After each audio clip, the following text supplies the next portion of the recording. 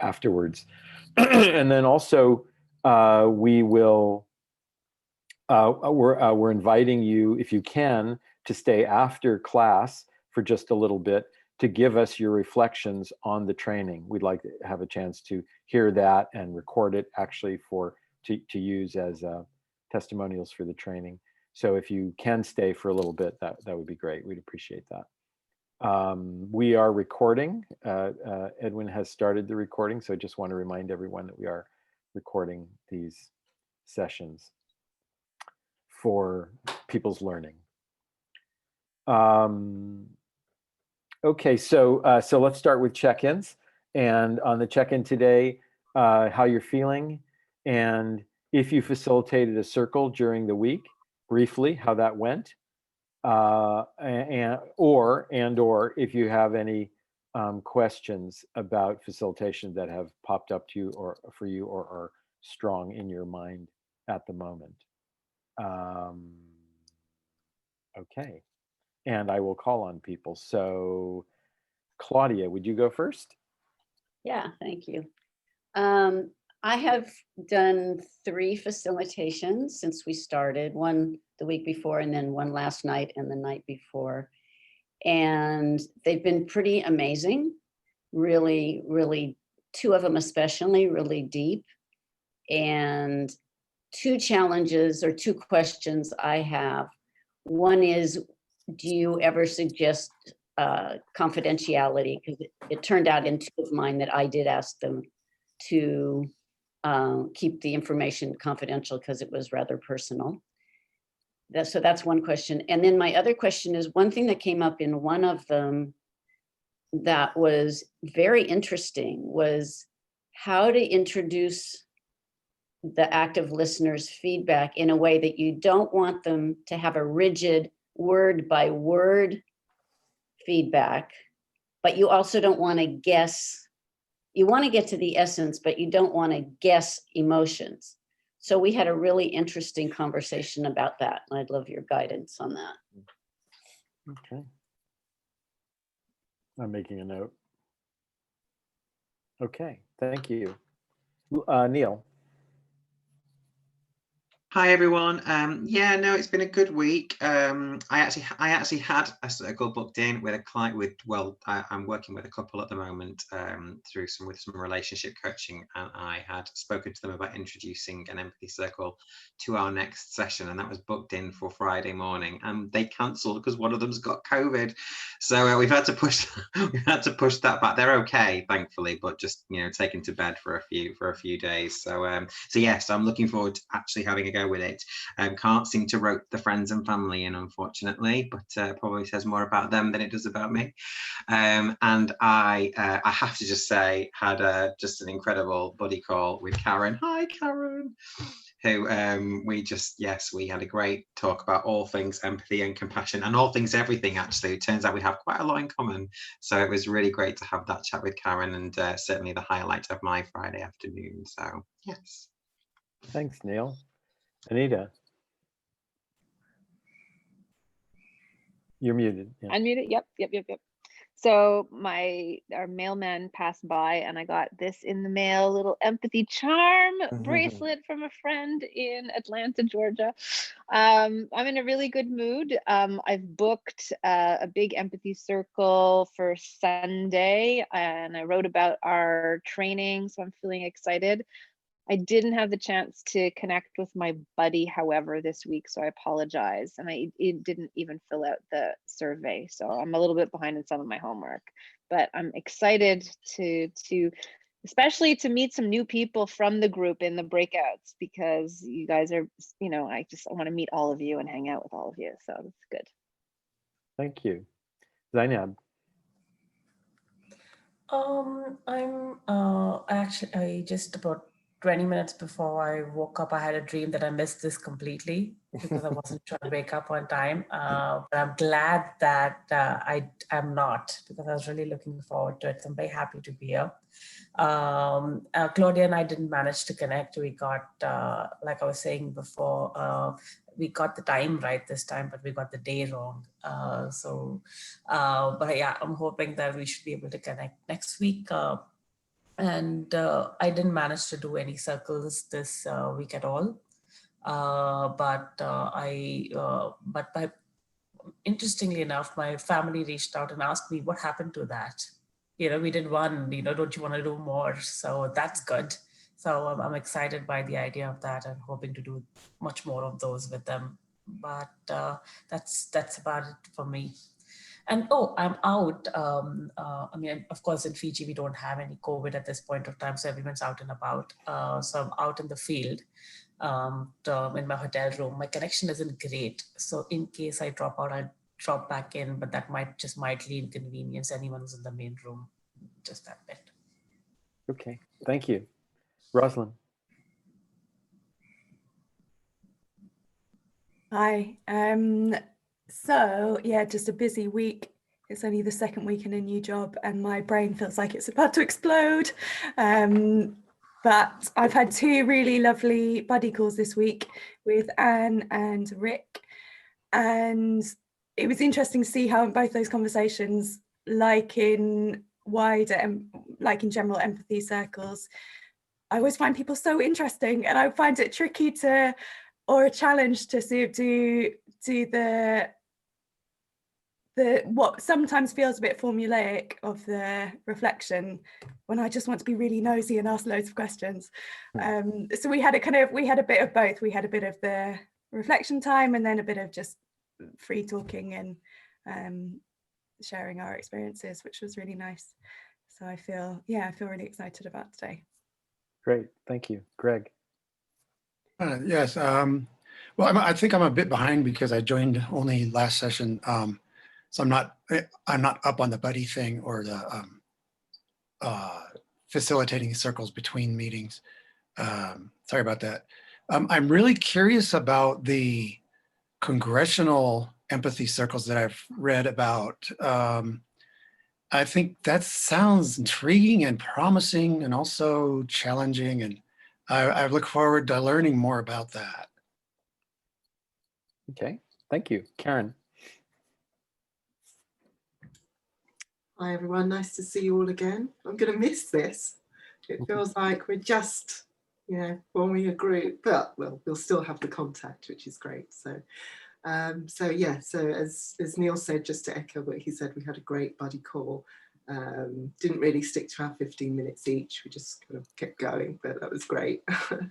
And I haven't done a meeting, but I have one booked with some friends tomorrow, and they were quite sort of happy to do it for me, for my facilitation process. Unlike Zainab's family, my family kept their head down. They didn't ask for another one. So, but I am looking forward to the ones with friends. I'm curious about how that's going to work because we know each other quite well and spend a lot of time just talking and listening to each other naturally. So to do this process with a group where we already talk very freely, it'll be interesting to see how that works and what comes of it. Because I know Edwin's story of doing it with some friends and family, it kind of went really deep. So it'll be, I'm curious to see where that goes. So looking forward to it. So that's tomorrow night. Thanks, Karen. Rick? Yeah, I've been enjoying the Empathy Buddy sessions, and I'll echo Greg's comments that I'm intrigued by what's going on with the Congressional Empathy Circle. I'm pretty tired lately. I had a lot of things I committed to for a while, and a lot of it is ending, and I think my body's going to need a period of relaxation before I come forward again and offer an empathy circle. So that's where I'm at, just taking it in, just learning and listening to my body, which says it needs some rest. So thanks, Rick. That's it. Neelan? Hello, everyone. I'm feeling really excited for this last session. It's just a 4th week, but I feel like I know all of you for like more than 4 weeks. And I'm really excited for today's meeting.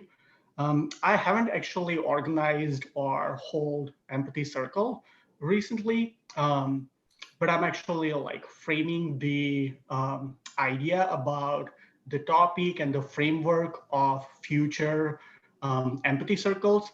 I'm also kind of playing around with the idea of how can I draft a proposal so that my city council can actually hold a regular monthly empathy circle within themselves to resolve conflicts and stuff. And I'm really optimistic to coordinate with Edwin on that topic. But the question that I have, and probably you can answer, is how can you actually bring two different sides on a one particular topic together for Empathy Circle? I know that Edwin has done some successful Empathy Circle on political divide, and he is able to bring people from left and right. And I'm just curious to know, like, how can you bring those people together, if there's any trait? Thank you. Thanks, Nilang. Ben? Hello, I was just sneaking in time to have a quick check-in. I was traveling across Edinburgh. The roadworks slowed the traffic down a little bit. Now that I'm speaking, I feel like that was a long time ago. I definitely feel in the room. Glad to be here. Empathy Circle wise, not this week. I'm kind of more or less using the Empathy Circle frame practice kind of unmodified within the mentoring I'm doing in the university, but over a shorter space of time, kind of for 15 minutes or 30 minutes, but not this week. And have my colleague who's writing a book has postponed our collaboration on empathy cycling till January. So I guess I've kind of created a bit of a future for myself in that regard. Otherwise, yeah, sad that this is the last of 4 weeks, but also a beginning as well as an ending. Yeah, hi, looking forward to the evening. Thanks, Ben. Jamie?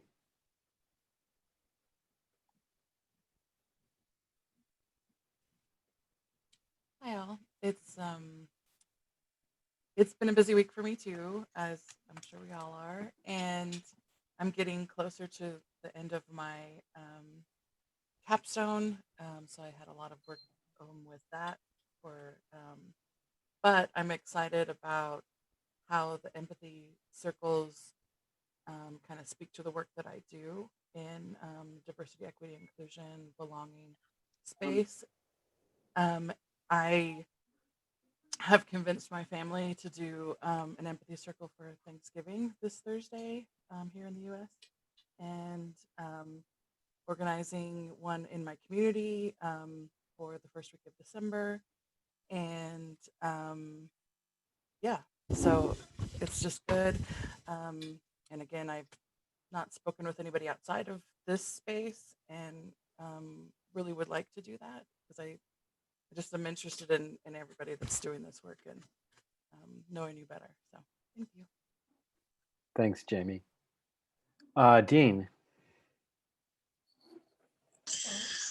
Well, nobody called this week, no names, but reached out. But as usual, things got really busy, really emotional week. I'm training to be a counsellor, and we started on trauma therapy, which was pretty intense. We all seem to trigger each other off really badly in the role-playing session. So it's taken a few days to get over it and to calm down. We did do a family circle, but unfortunately the trauma repercussions from the counselling seemed to permeate into the family circle. So the family circle was very traumatic as well, in a good way. Very honest way, very deep way, but that's taken a long while to digest some of that depth. But it's really good to get that depth going. It's a shame it's the last week with all of you lot. Hopefully looking forward to carrying the interactions and bumping into you in other places, because we all seem to have similar interests. Yeah, thank you. Thanks, Dean. Anne?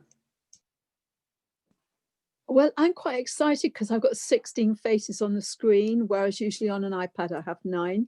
And I'm excited too that it looks like I can do more hosting tasks on an iPad, since it looks like there's an upgrade, and I'm excited about that.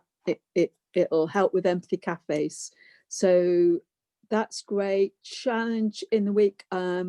the circle I was facilitating, someone joining from Africa with limited connectivity and working while doing it, but managing to be flexible and include them, giving them the opportunity to go as soon as they were there with signal. So that seemed to work well, and they came back in and they got a chance to reflect as well by, again, flexibility of the whole group to allow that.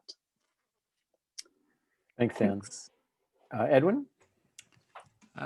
Yeah, celebrating the article by Anita. Saw that this morning. Thanks for that, and posted all over LinkedIn, and we'll share it on Facebook. I keep thinking of new ideas, new projects to do at the Empathy Circles. Somebody mentioned the political one. I have I'll just put the link into a website for the project. My congressman, and it's Bill's too, has agreed to take part in Empathy Circle in January after the new Congress forms. So I'm pretty excited about that and trying to get a team together. Everybody here is welcome to join the team to, put together that. Even if you're in the UK or wherever, you can, use the same process for your MPs, or be it Fiji or wherever. So yeah, I'm pretty excited about that. So a lot of projects in the works, just a lot of juggling of ideas. Thanks, Edwin. Bill? Yeah, I'm really excited. Sorry, I wasn't able to get in touch with Greg. Greg, at any point, or any of you, if you wish to have an empathy buddy call, you have my email, and I'd love to do that. I'm very excited. I do want to remind that we do have these trainings ongoing, and you can take it again. And I've seen some other people here that I've seen before, and that's great. And then Lou has an idea that I really like about having a reunion call at some point, which I think would be really nice, and maybe, make it into a kind of a regular thing over time, where people can check in about their projects. So I'm really excited about wrapping this up and doing more trainings, and seeing you all around the empathy. Thanks, Bill. So I'm feeling really happy to be here, and grateful for all of you, and looking forward to our work together today, Empathy Circles. I wanted to make I'll share something personal. So I'm been visiting with my new grandson, who's 6 months old, and my son and his wife. And it occurred to me, so when I think about how I interact with him and how others interact with him, like we're playing with him and we're saying everything that's happening, like, oh, I see you're looking at this, and I'm handing you this, and oh, and daddy just played a song for you. And that's empathy. I mean, we're reflecting what is happening, and he's learning from that. That just occurred to me that's a form of empathy circling with him. So I think that's really cool. I wanted to say one thing about what Claudia said about empathy reflections, empathic reflections, and feelings. So I do think it's possible to reflect using a few words. In other words, not using every word that the person says or every little detail. And I think a good reflection includes some of the detail of what they said, so that they know they were heard, and something about why it was important to them, like the values that they're expressing, or something about why it was important to them that you're sensing. And then also something about feelings, whether they express them explicitly or whether they just appear to be, you're sensing what you think they're feeling. And I think it's fine to guess at those things, even if they don't say it explicitly. And I think something that we don't do in empathy circling is explicitly try to teach people those aspects of doing reflection. People learn it by participating in the circle and watching other people do it. And one of the reasons it's really powerful for the facilitator to be a participant is that the facilitator is in there reflecting, and people see that as an example. And it's one of the reasons I always, when I'm with relatively new people, I say, okay, so I'm going to be the first listener. And would someone be the first speaker, so that people see me, what a reflection is. And so my experience is that people learn from watching like that, as opposed to naming those things and trying to teach people how to reflect.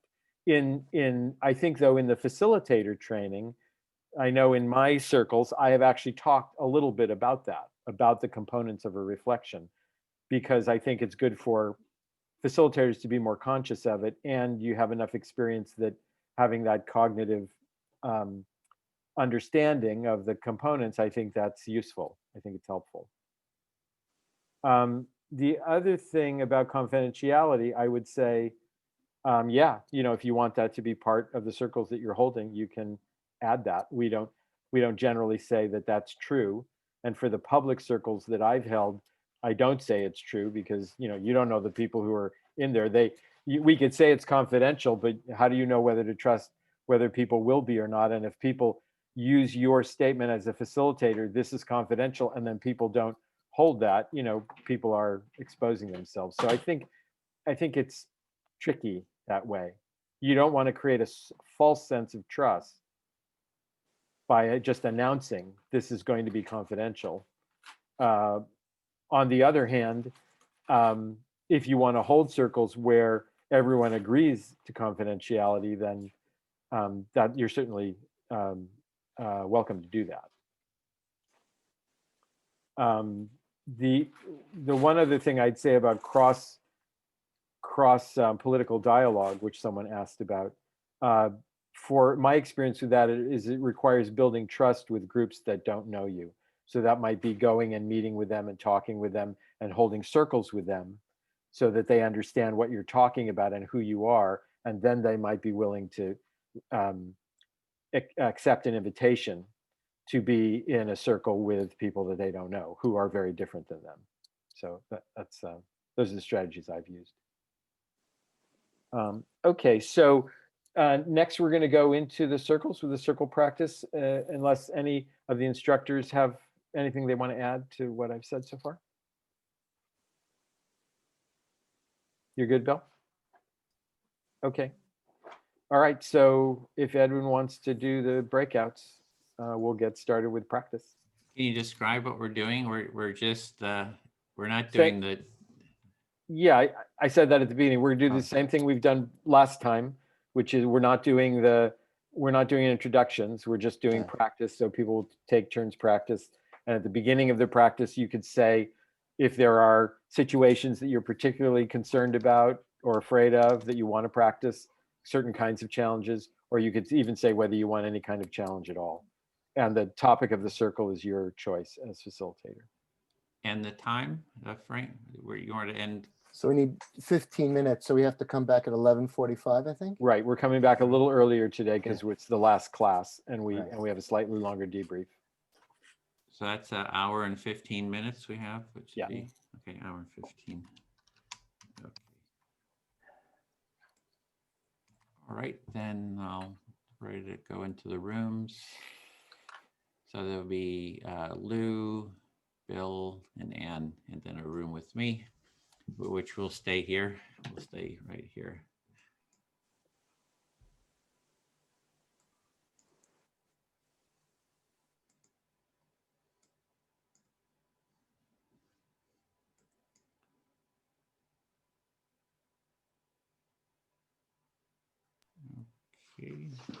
Okay.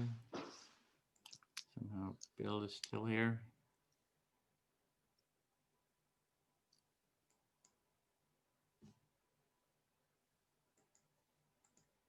Is Bill frozen? It looks like his image is still. Oh, there he goes. Yeah, he's trying to move him into another room. Yay. So let's see, we have an hour and 15 minutes. How that's 60, 70, 75? No, 70, 85. Is that 85 minutes? How long? 75 minutes. Divide by 3 is what?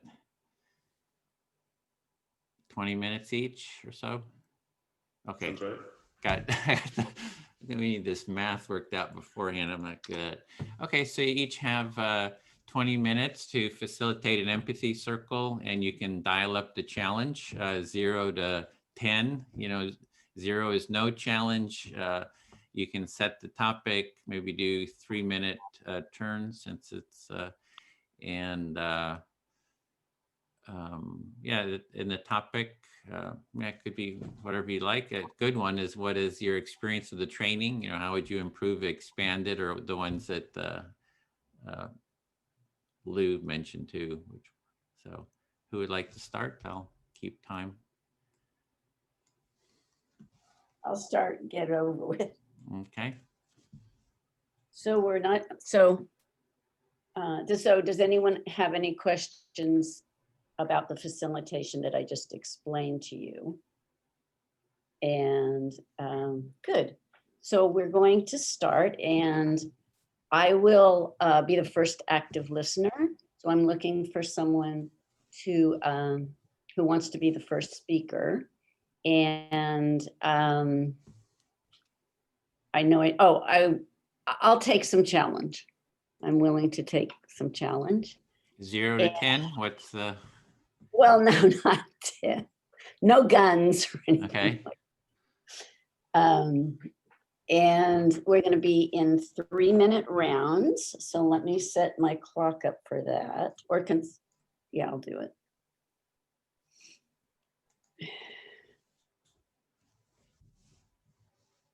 It's one of the hardest parts, is remembering to start that.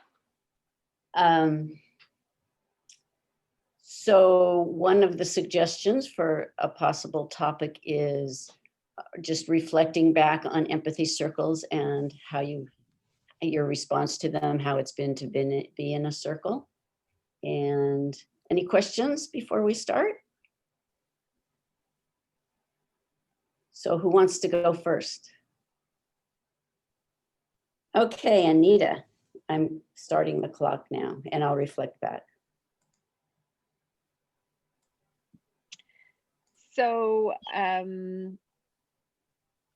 I think my big takeaway from the training thus far, and sort of, you know, on-ramping to empathy circling, and I love the fact that it's now a verb, is that I just want to spend, you know, I want to keep doing empathy circles with everybody on the planet. Like, I just feel like I want to get to know everybody at this sort of very sweet and deep level. So I'm noticing that you used the word empathy circling, which I hadn't heard before. So I like that idea of it being a verb. And I shouldn't have said that. That's an interesting thing. And I also heard you say that you're so excited about this that you want to spread it everywhere on the planet and just share it with everyone. Yeah, and it makes me think a little bit about a concept that I've heard about called human libraries, where instead of taking out books, you can sit with people and learn about their lives. And it's typically done within sort of intergenerational relationships, younger people and older people. And I just think that there's just so much value in getting to know somebody, and we just don't do enough of it. Yeah, so you're reflecting on another process that you're really excited about, which is human libraries. And it's where I don't think you said how many people are in one at one time, but it can be it's usually cross-generational. So people really learn about what the world is like from another very different perspective. Yeah, and just like you take a book off the shelf and you read it, within this human library project, you meet with somebody and sit down and ask them questions and get to know their life. So it's like one-on-one. It's really fascinating. So it's really like taking a book off a shelf and opening up and discovering a whole new world, but it's a real life person that you're exploring their real life. Yeah, and I wasn't sure which group I was going to be in today, and I was looking really forward to, you know, meeting some new people that I haven't had much contact with, and at the same time, Claudia, you were my buddy last week. Edwin, I've known for a while. Ben, I've been in a couple of these circles with for a few weeks in a row. And I feel like I'm still in the right circle because I'm gonna just learn from all of you. So that's our time. So I'm going to reflect back to you, though. What you just said was that one of the things you were excited about in having this breakout group was that it would be new people that you haven't spoken to. But what you're noticing is that this feels like just the right group, even though you actually have had an experience with all of us. Thank you. I feel heard. Good. Okay, so thank you. Thank you so much. So it's my turn to be the speaker, and I'm going to pick Edwin to be. Okay, I'm listening.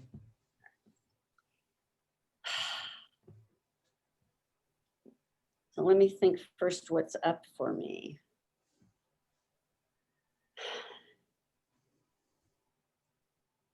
Well, I'm just going to reflect on the empathy circles I've done and how passionate I am about this process. Like Anita, I just can't wait. It's not exhausting for me. I don't need to replenish myself afterwards. I'm ready to go afterwards. I just love facilitating circles and hearing people's truth.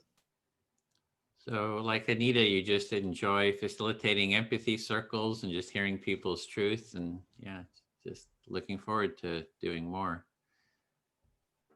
Yeah. Two of the circles I facilitated this time were so deep. One was my family and one was some friends, and just to go to those places with people feeds your soul in a way that's just so nourishing. Yeah, I've had some really great empathy circles too. Like, you know, with my family, they, you know, we've. As a facilitator, I'm sorry, Edwin, but let me just jump in here and remind you to reflect back what you're hearing. Oh, okay. So just reflect back what you're saying. Is that it? Later when you're the speaker to give your response. Oh, okay. So you're just, you had some really deep empathy circles, I think is what you were saying. Right. They've been really feeding my soul. Oh, so a real feeding of the soul. Yeah. And one of the things that came from them, like this one where one person had done so much deep listening that it felt like a rote process to her.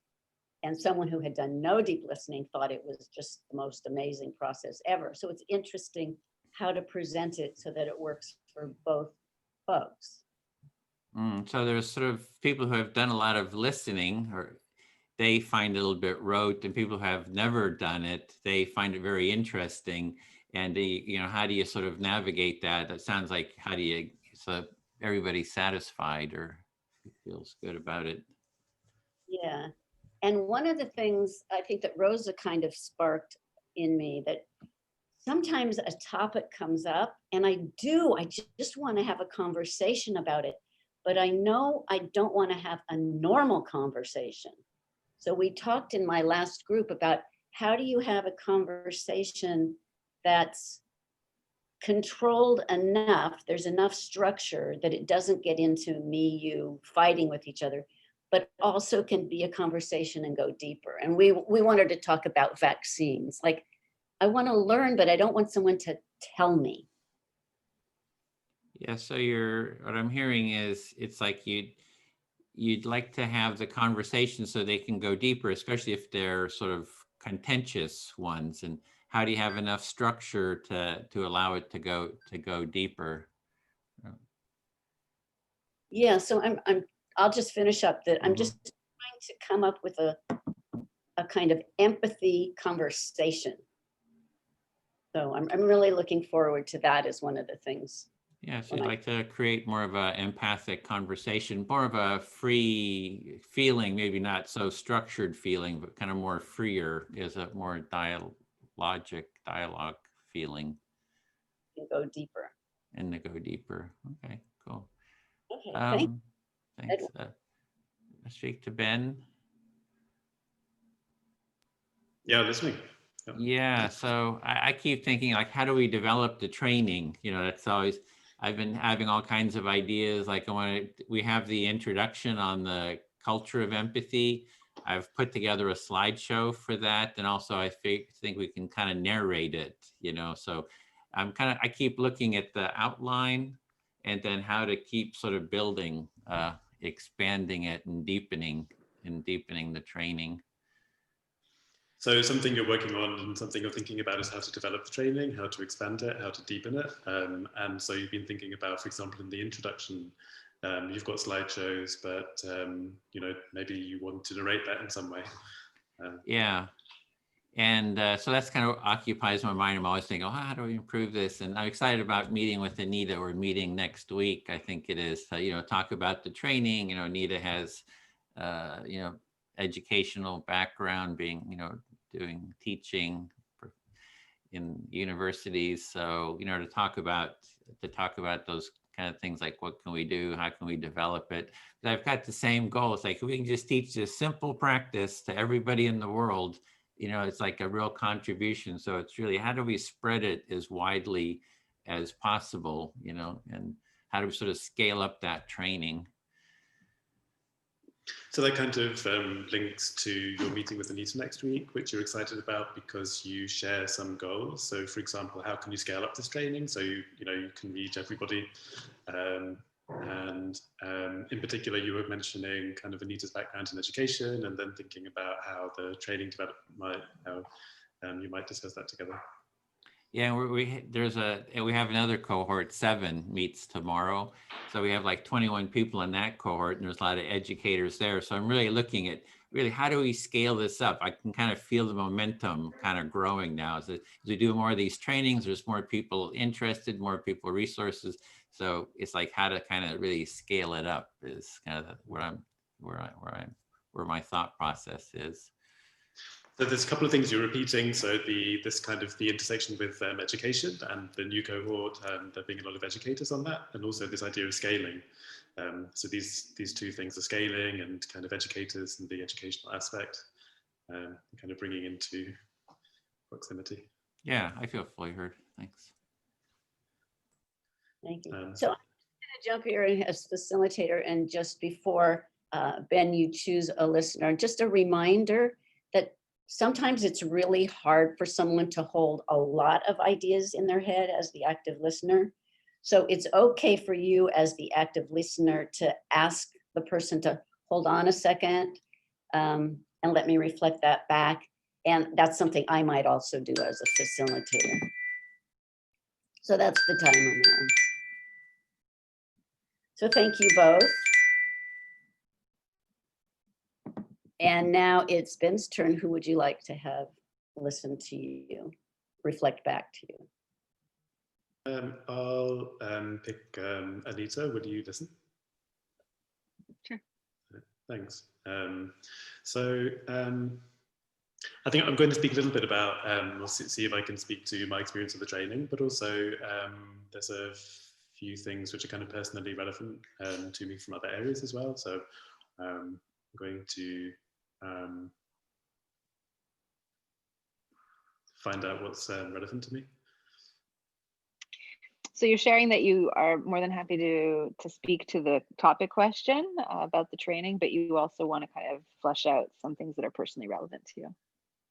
Yeah, there's a few things that I forgot. Can I just jump in to kind of mention those? Because let me just remind you 2 things. It's really important to be a silent listener. While you're the silent listener, you're really holding the space. Oh, okay. I'll be quiet then. Thanks. So not to jump in, but also to be present and not do other things. So that's just a reminder for all of you. I'm sorry, go ahead. So yeah, thanks.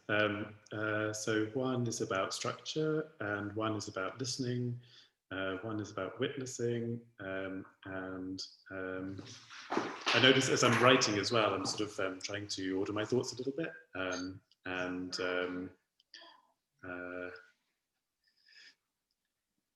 find a pattern to what I want to speak about. But actually, I've just put my notes down because it changes the way that I speak and changes the way that I think. So you're reflecting on what you would like to share, and you were organizing your thoughts, and there were a few things that you wanted to comment on in terms of structure in terms of listening and in terms of witnessing, but you put your notebook aside because you recognize that that may organize your thinking differently. Yeah.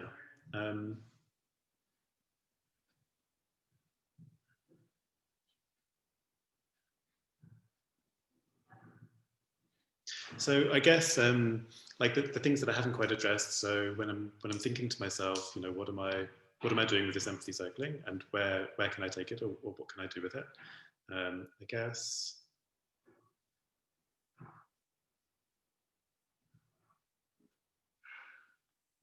guess there already are ways in which I've kind of created spaces, or kind of made connections to take this work forward. And yeah, so I'm curious to see how that will develop.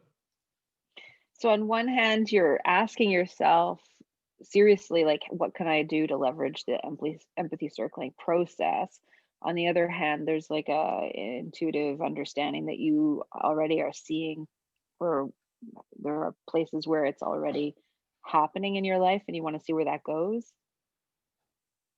Yeah, so I guess I would try and structure it like I see 3 different levels. One is like having just the process of this kind of reflective listening as a conversational option, and then the kind of a second mid layer, which is in an empathy circle after about 30 minutes or 60 minutes. You know, what happens in the group, that kind of particular kind of group mood. And the third layer is actually sort of on a political level, sort of when you're crossing borders or working with different institutions. How does that change the way that institutions are developing in relation to each other? So I'd kind of see it at three different levels. Just a reminder that that's fine. So Anita, will you reflect back, and then that'll be. Sure. So I heard 3 levels in which the empathy circling practice can be deployed. One is in interpersonal relationships, if it's well understood between the people involved, and then at the circle level, and then also at a political level where you're dealing with people from different parts of the world. Yeah, exactly. Thanks, Anita. I feel fully heard. Thank you all. So has everyone had a chance to be active listener and reflective listener? Okay, how's our time, Edwin?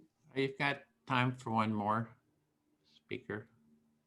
Okay, Anita, would you like to go again? Sure. So I'll ask Edwin to listen. Listening.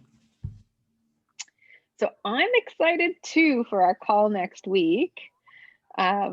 And I just have to be careful not to overcommit to anything because of the other projects I've got going on.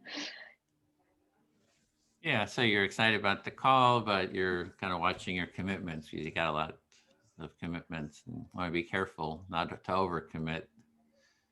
Yeah, and I'm really excited because I think that there's the educational piece that I might be able to bring to some thinking about scale, but also my fundraising background and my business background in terms of like the business case for what we could do.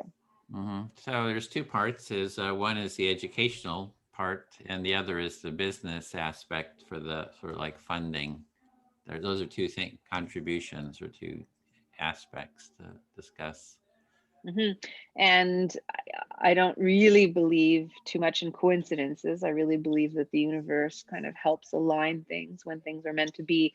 And just recently, a few potential funders that are very keen about empathy have kind of like come into my orbit. So I'm really excited to talk about this circling stuff with them when the time is right. Yeah, so a couple of people who are sort of funders have come into your orbit, and this might be something to share with them at the right time. Mm-hmm. And I wonder, like, I obviously don't have to answer this question now, but if you've looked at the Al Gore training model at all, the train the trainer around the inconvenient truth work that's done. And I think that there's really some really interesting technology platforms that I think might be able to help, and I'm excited. So you're just wondering if I have if I've seen like Al Gore's Train the Trainer sort of platform, and you think that might sort of relate to what we're doing here.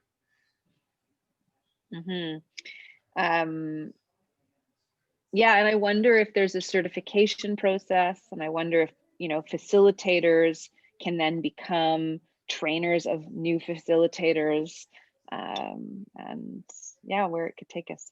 Yeah, so you're looking at the structure of it. Is there a train the trainer? Can others train, and to sort of scale up and just where can it go?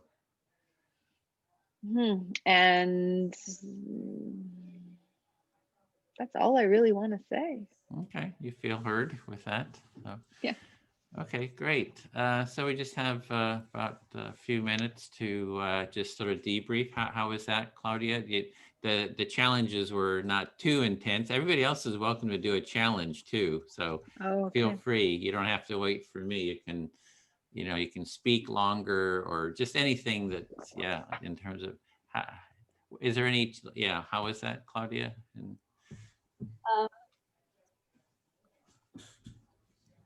Yeah, I think it's always challenging to decide when to jump in as a facilitator. And so I think I did that twice. So I'd like feedback on that. And for me, the hardest part is the active listening, because I have a very short memory. So I wish I could skip that part myself. So it was fun.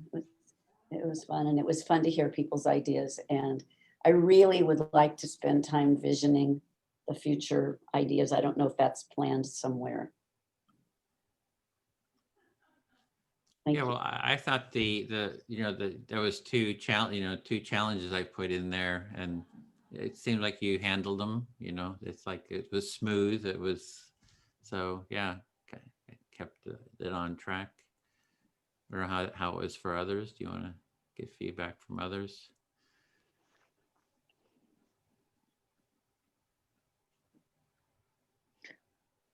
I felt you were pro, Claudia. Didn't feel like you were training.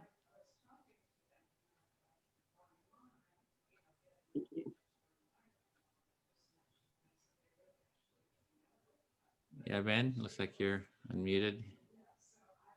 Yeah, is there? I'm wondering if you is there something you want feedback on, or is there? Have any?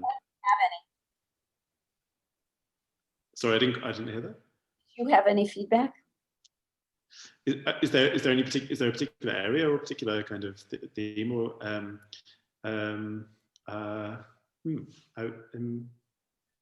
there's nothing that stood out to me, I don't think, in terms of anything that, you know, particularly that to comment on or that, you know, to remark on. But, you know, I think it was seamless. You know, I think it was smooth. Yeah. Thank you. Great. So I was going to, at the beginning of this, I was going to just ask about challenges in terms of, is there any sort of thoughts about challenges? If you sort of bring up something, I thought, well, I can throw that in there. Is there something you're like worried about in terms of different challenges or that are especially difficult for anyone, really? Well, I watched you at one of those rallies and you had all those people outside screaming. That would be a challenge. But yeah, I'm not so nervous about challenges.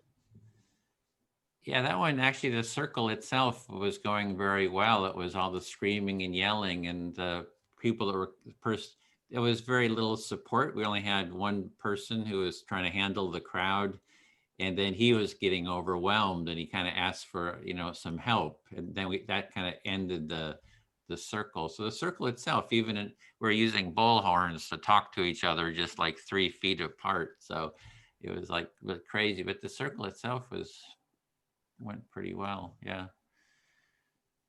So any other concerns, any challenges, Anita or Ben, that you're kind of concerned about?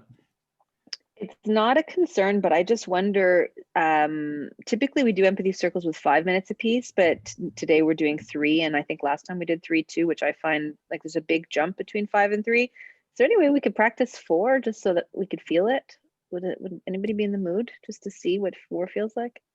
Sure. That's you can, if you want to take over. I mean, you're Happy to take over. okay. So I'd be a listener who would like to share.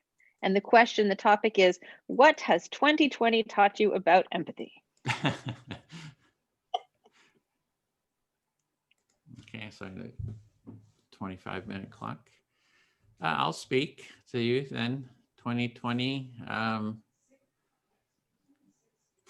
What has it taught me about empathy?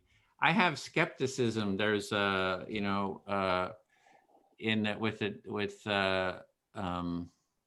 Joe Biden, you know, he's talked about empathy a bit, and then everybody's been saying, oh, he's so empathic. I mean, you know, Hillary Clinton mentioned it, Barack Obama. I mean, you go down the list, it's sort of the thing. Everybody's saying, oh, he's very empathic. And then even at his acceptance speech, it was like, you know, big, people have chosen empathy. And I posted that, and I would say 9 out of 10 people, yeah. I'm sorry, could I just invite you to just take a little nanopause so that I can reflect back what I'm hearing? Yeah, thanks. Thanks. So you started off by saying you're skeptical because across the board, all sorts of political figures have talked about Biden's empathy, and even at his acceptance speech, empathy was sort of very prevalent. That's where I got to. Yeah, and I did post that, and I would say 9 out of 10 of the feedback comments was skeptical.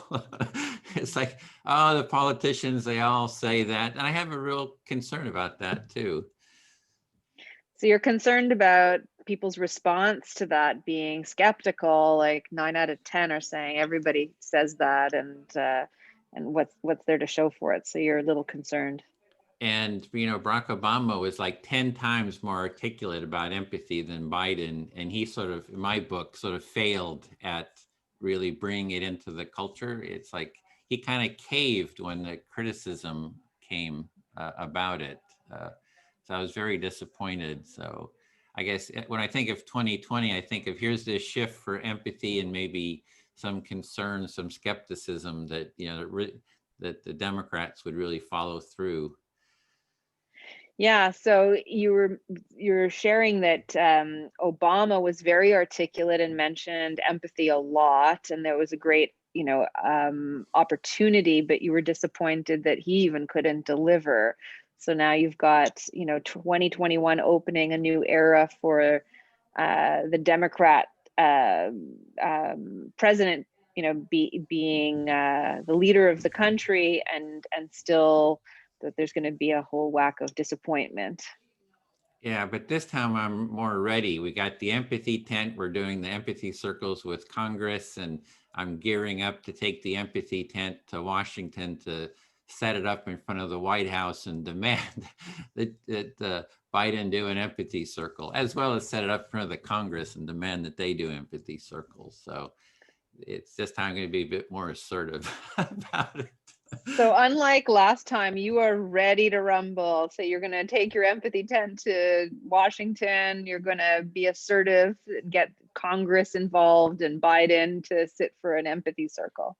And we need the training in place. So when we get the publicity, because that always gets publicity, the empathy tent, you'd be surprised at all the publicity we got.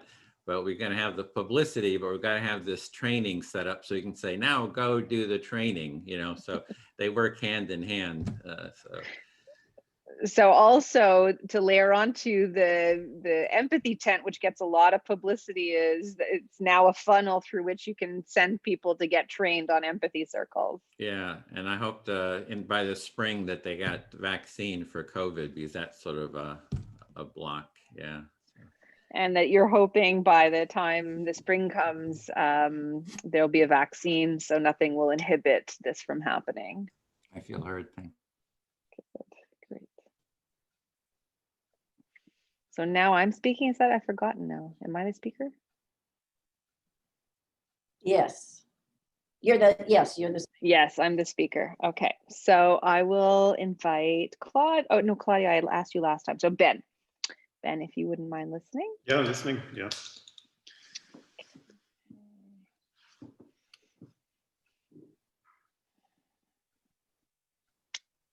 So one of my big lessons from 2020 with regard to empathy has to do very much with COVID. And in the States, Canadians are witnessing like how where you land on the COVID issue runs along political lines, but it's not quite that bad in Canada. So one of the things we've been seeing in empathy this year is around COVID. And I think as a kind of introduction to that, you're observing the kind of political lines run through COVID as well, maybe more so in the States than in Canada. Yeah, and so whenever I talk about my feelings around COVID to Americans, I tend to be a little more self-censored because I immediately get thrown into a particular political bucket by de facto. So you're thinking about, so you're describing the kind of self-inhibition, self-censorship if you're talking to Americans about COVID because you're aware that they might see you along as a particular kind of political identity or kind of thrown into a bucket, I think you said. Yeah. And I know that part of that has to do with the reality of how fast COVID is spreading and the number of people who are dying in the United States, which is no joke. But I've seen stats in Canada that upward of 95% of COVID cases and deaths, I should say, are happening in seniors' homes. So I think you're saying the mortality rates are high, but almost all of the mortality is in Canada anyway, is in seniors' homes. Yeah, and so that would suggest that there needs to be special policies put in place to protect our seniors in residences, but it makes you question these broad intervention that's happening. And I am very concerned about, how COVID has more implications on society than just getting sick from COVID. I think that's a load of bullshit. It's like, it just shows that you're just a raving liberal lunatic. And, I think it's just absurd what you're saying. Well, Edwin, I think this would be the moment where it'd be a matter of practicing empathic listening, and you're a witness to this dialogue that's happening between Ben and I. So feel free to share when it's your turn to speak. Okay, even if you are a lunatic. Bathroom, I just had to go. Claudia, I completely understand that bio break makes sense once in a while. You may want to just close off your camera for next time if that's a need. That's what you think I should have done? Yeah, it's a good idea. Yeah, I mean, if you're going to the bathroom, that's sure something I don't want to hear about. And if you'll permit, I'm going to just move back into the empathic circle dialogue with Ben for our last minute and invite you to be fully present. All right. Yeah, thanks. So just to close, I think you were saying two things. One was about targeting. So rather than having kind of broad COVID interventions, maybe targeted COVID interventions makes more sense. And you're also speaking to the economic impact, societal impact of the interventions themselves as well as COVID. Yeah, thank you, Ben. I feel heard. Thanks. Edwin, will you listen? Sure. Thanks. Can you remind me the topic? I haven't had a chance yet. Don't I get a chance first? Just wait your turn. It's his choice. You can, stop being such a, Excuse whatever. me. once Ben has had the chance to reflect, he becomes the speaker and can choose someone to be the listener. Ben, can you remind me who you have chosen? Or you were asking the question first, what the topic was, right? Yeah, so yeah. The topic is, what have you learned about empathy in 2020? Oh, right. Yep.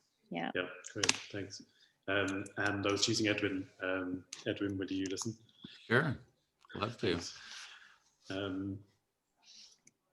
Yeah, okay, so obviously, well, I think maybe it seems that everything I've learned about empathy in 2020 is really through this empathy cycling.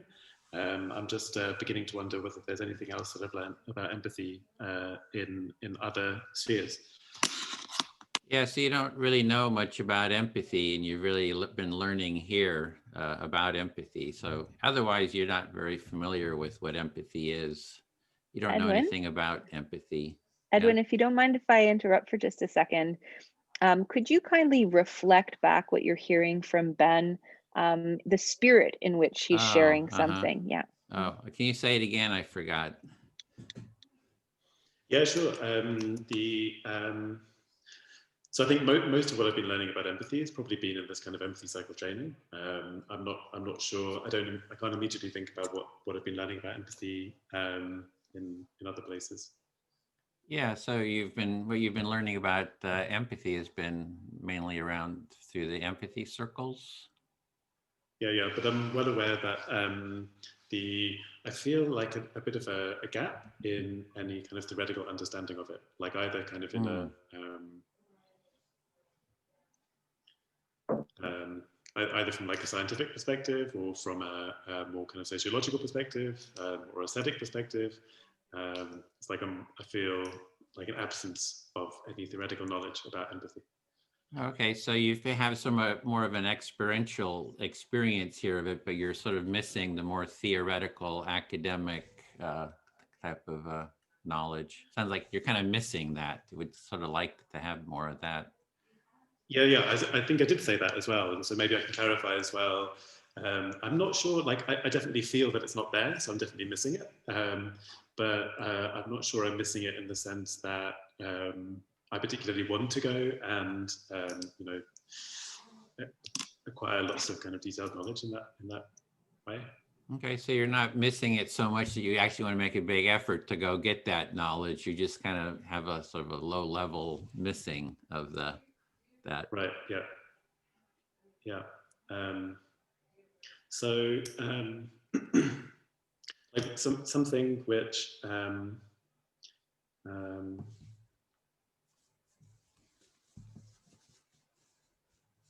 yeah, something which came up in another circle as well, actually. So I think in the empathy circling, I wonder, it does seem that something changes after about 45 minutes. And I was comparing this to kind of runner's high and wondering whether this is something like a kind of neurochemical experience of empathy. And like, I'm interested in empathy and love, really is this love cycling, is this what we're cultivating here? And not only in empathy cycling, but in other kind of forms of cycling, I've been aware of the coordinates of what love could be or is for me, really beginning to shift.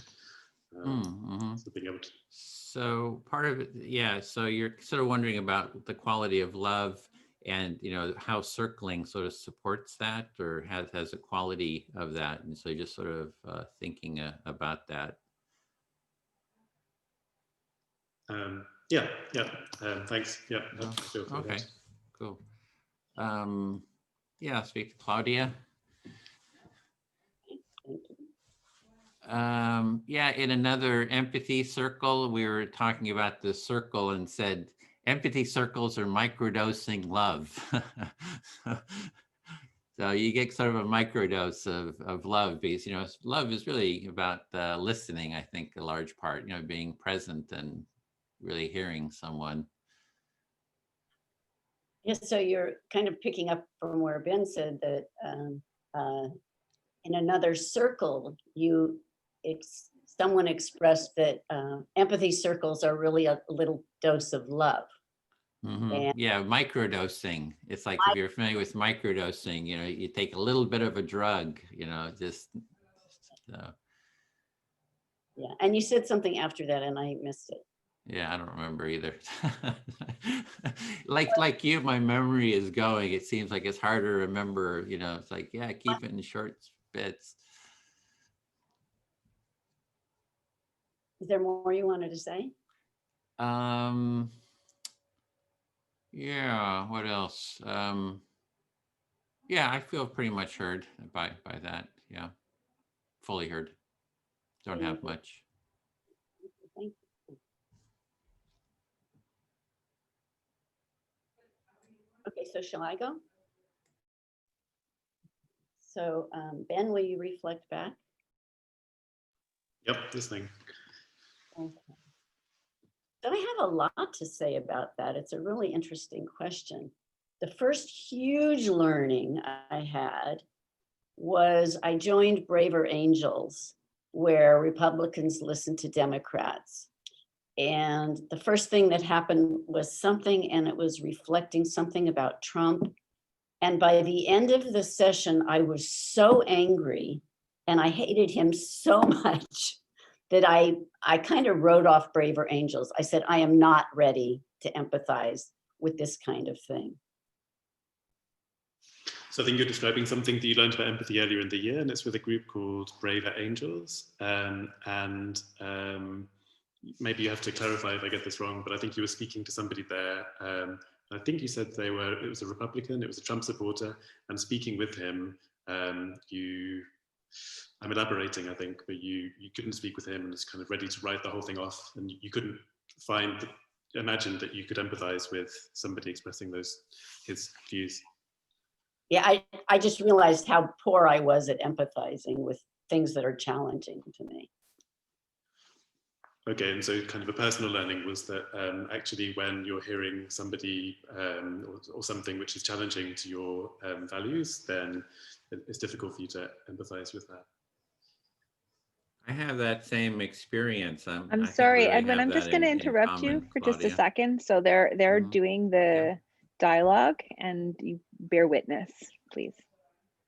Okay, So that was one thing. The other thing I want to add from what Edwin said earlier was it's up to all of us to change the dialogue, and we can't just depend on Biden to add empathy. And I saw how it was because we all postcarded and did everything we did that this election went the way it did, I think, a lot.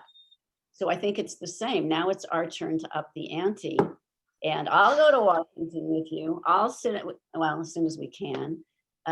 So I'm all for upping the ante and being part of that and insisting that he practice it. So I think you're talking about sort of taking your responsibility in this, and this, we can't just, expect Biden to kind of change the dialogue. So it's something that you want to be present to, or something you want to participate in, speaking in a new way, holding him to account. Yeah, I like that. And then the other thing, and I think it's about what I learned about empathy, is what's happened in this country is so horrific in terms of the divides, but I'm thinking of the level of trust and how nobody trusts the other side. And so I guess, what am I saying?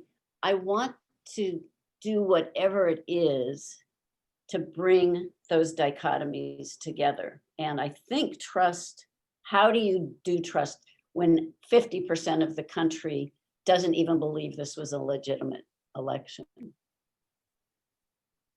So I think you're describing two things that I think changes that you've seen. Sort of one is kind of widening schisms, kind of widening divides, and the other is kind of lack of trust across those divides. And so one thing that you want to do is actually kind of generate trust across divisions. Yeah, so I'm all ready to go. Thank you. So you're ready to go. Okay, so do we just do a debrief on that? How was that for you, Anita? You got some more challenge that we didn't ask for how much of a challenge you want, but you got a bit more than. No, I'm ready. I'm so happy you went for gold because I was all for it, but it took me off guard. Like it took me a couple of interventions before I actually felt grounded as a facilitator. I was so into the zone of talking. So that kind of was an interesting learning that I have to remind myself that I'm in facilitator mode, even when I'm engaged as a listener or as a speaker. So that was something.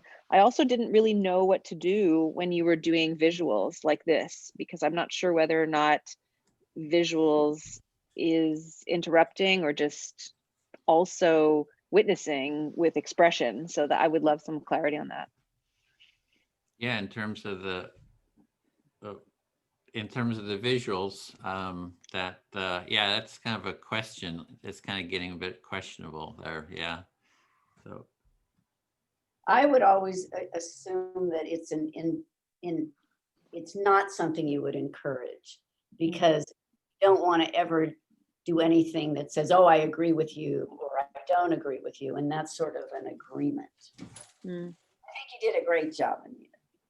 Yeah, I might not interrupt while that happens, but maybe I could remind everybody. Yeah, that would be a good opportunity to do that. Yeah. Thank you for indulging the 4 minutes again, also. It was different than 3 minutes and different than 5. Go figure. I have a question for Edwin, and I'm interested to hear other responses to it as well. It's something like this. It's like if the purpose behind this, or kind of one of the things that we're doing is sort of generate, for people to be fully heard. It's like one thing I noticed in myself was actually a kind of willingness to kind of say, oh yeah, I feel fully heard, even if actually there was something that I hadn't landed, or something else that I meant. And so I guess as a facilitator, I would like to be able to catch those moments and be inviting, like, oh, but was there something else? Is there something else that they didn't quite get? And just encourage elaboration on that. How do you do that, Edwin? If it looks like somebody is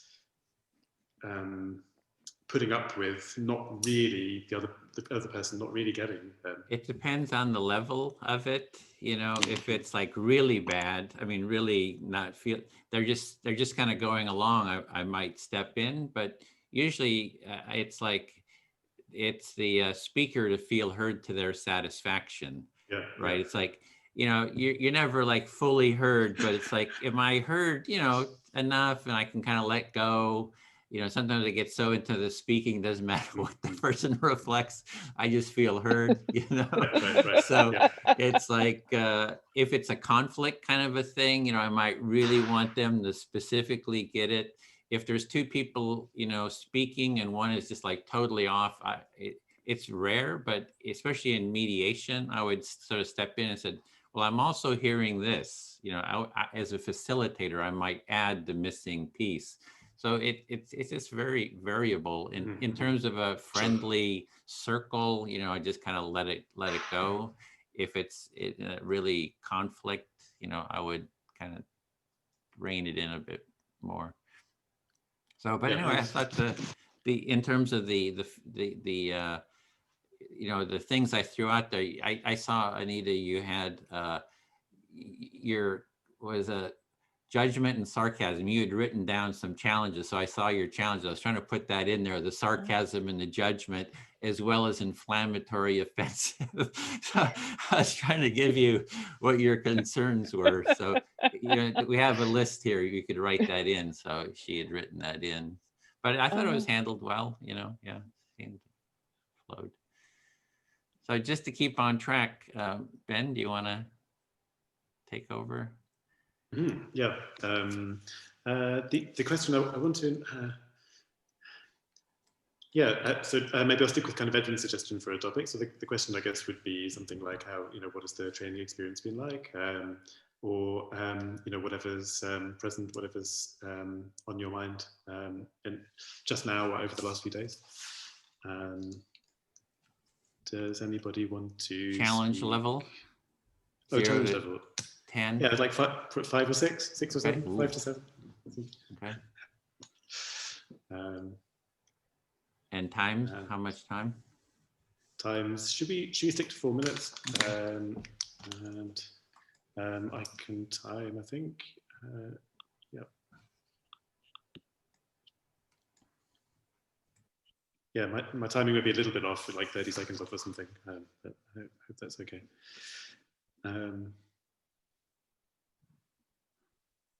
Yeah, is anybody? I'll listen first. Does anybody want to who wants to speak first?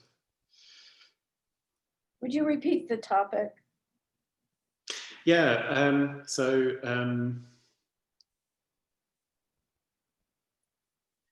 Yeah, since you asked me to repeat the topic, I wonder whether we could speak to, so both you and Anita were talking about this human library thing, and you was talking about, being in circles to hear people's truth. So I want to make a topic which is something like, how do we get to know each other? Or how do we speak our truths with each other or to each other? So something like that. Is that clear? Is that clear enough as a topic? See. We'll see, yeah. Do you? So I'll go first? All right, you're listening. Great. Yeah, great, I'll listen, yeah. The question is, repeat the question again. So how do we get to know each other, or how do we speak our truths with each other? How does that happen? Okay. Well, I like that question because it's sort of what I was asking before, is like, how do you have something in between an empathy circle and a deep listening? And I think that to me is what you're asking, is like a place where you can hear each other at a deeper level, but not have a too rigid a structure so that it's comfortable and more personal. Okay, so I think in response to the question, you're saying, well, can there be something between what you're calling deep listening and empathy circling? And you're saying, what's the difference between these two? Is it to do with structure? So sort of between something structureless and something which has a very precise kind of form. What would be in the middle of those? Yeah, and I was thinking of it last night when we had such a deep circle and they wanted to continue. So I was thinking of something like choosing a topic and then creating a place like a circle, 4 to 6 people, whatever. And one person speaks, but before the next, so there's some kind of an order that people can answer, and in some way it's ordered so people can't jump in, but also they reflect back before they share their thing. And that would be a way to deepen it and get to know the person, and everyone get to know the person, but then go deeper with the next person's response. Does that make sense? I think so. So I think you're imagining a slightly different form, kind of a modification of this, where there would be an order in which people speak, but rather than having a timed window, that somebody would speak, another person would reflect, and then they would respond, and so on. So changing the structure a little bit. The one way that I would change the structure, well, actually, I find that like holding to the structure is really helpful. Edwin, can we stick to the structure for the moment? So what that would be, you and Anita are kind of silent listeners. Right. Okay. And is that all right? Sure. Yeah, that's fine. Okay, so I'm actually thinking maybe it can be self-created within each circle, like if the people want timing or not.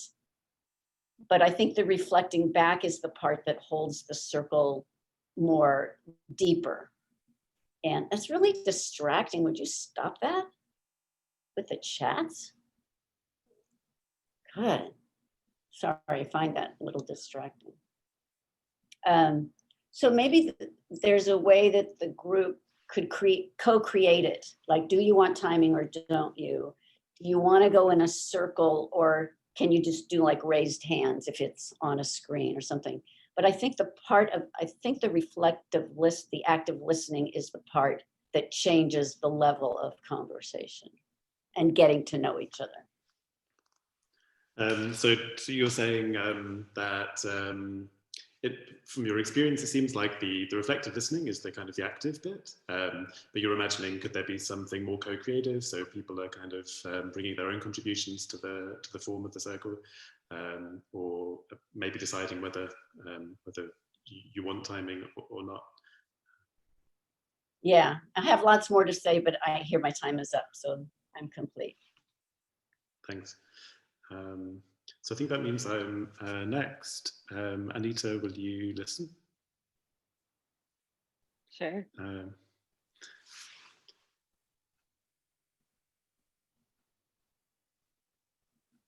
Just wondering, Edwin, I just want to ask whether I can see that that you're not really engaged, and just wondered whether we might get more out of the circle if you're kind of attending more to what people are saying. Oh, you want me to pay more attention? That'd be, yeah, okay, sure.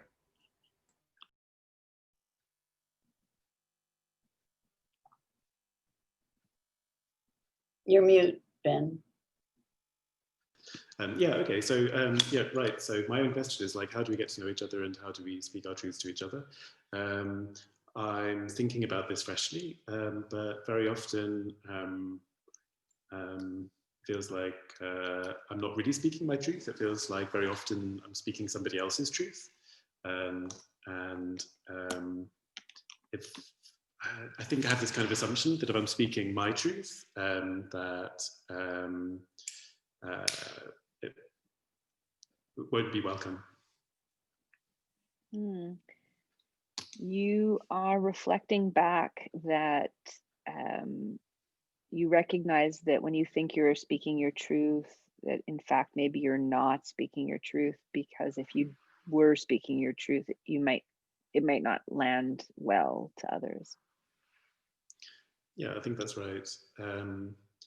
And so now I'm thinking about my capacity to be able to connect to my truth with other people, particularly the people that I know very well and have a very established kind of pattern of relating to, or people I don't know at all, and wondering, well, what is my capacity actually to kind of co-create our truths with each other in various settings.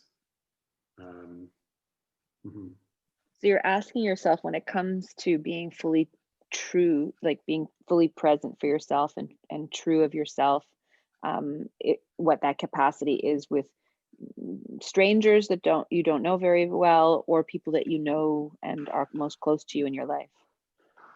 Yeah, I think so, something like that. And now I'm thinking of interrogation and the capacity to this, often I think I see it more in other people than myself, but this kind of place of curiosity, and also this kind of something that feels more intrusive or more kind of interrogative.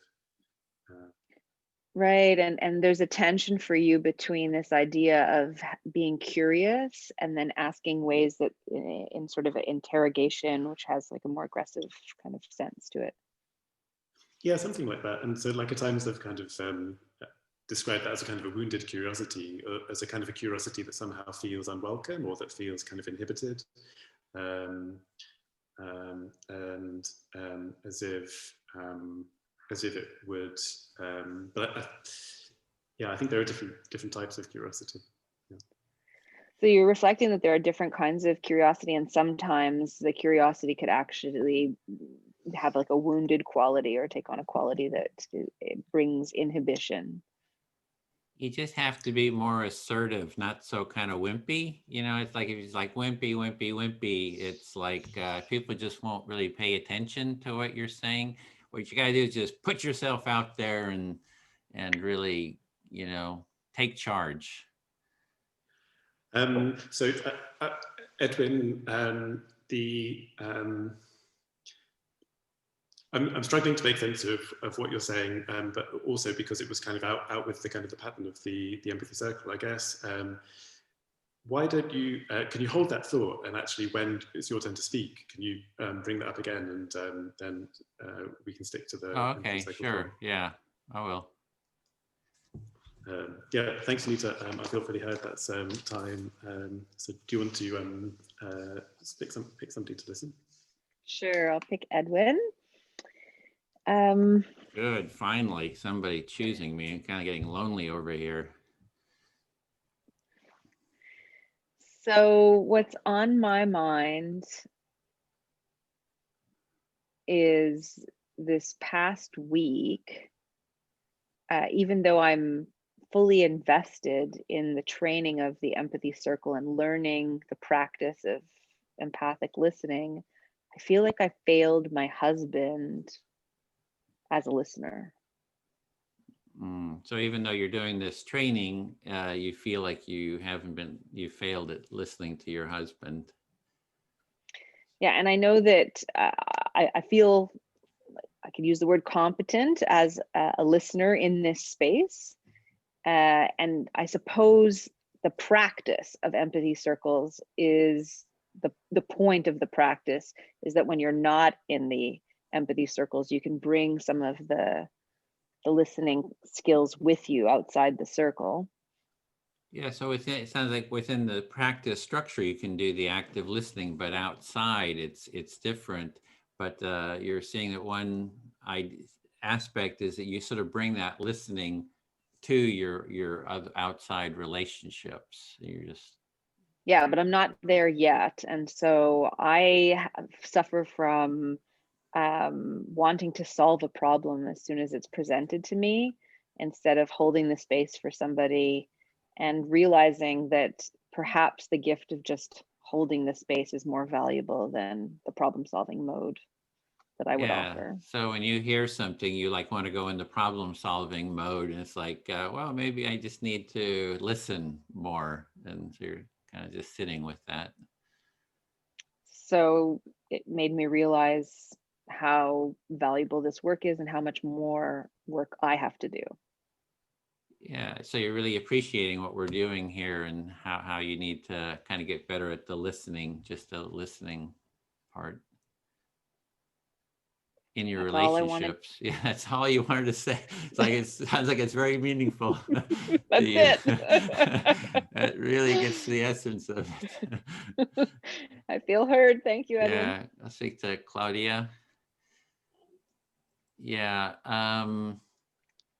That's the thing is to have the structure, like we know what the rules are of the relationship. We're all going to listen. It's going to be fair. I mean, I kind of appreciate that structure. It gets more difficult outside when, not everybody is willing to, keep to even the subtle rules, subconsciously of listening.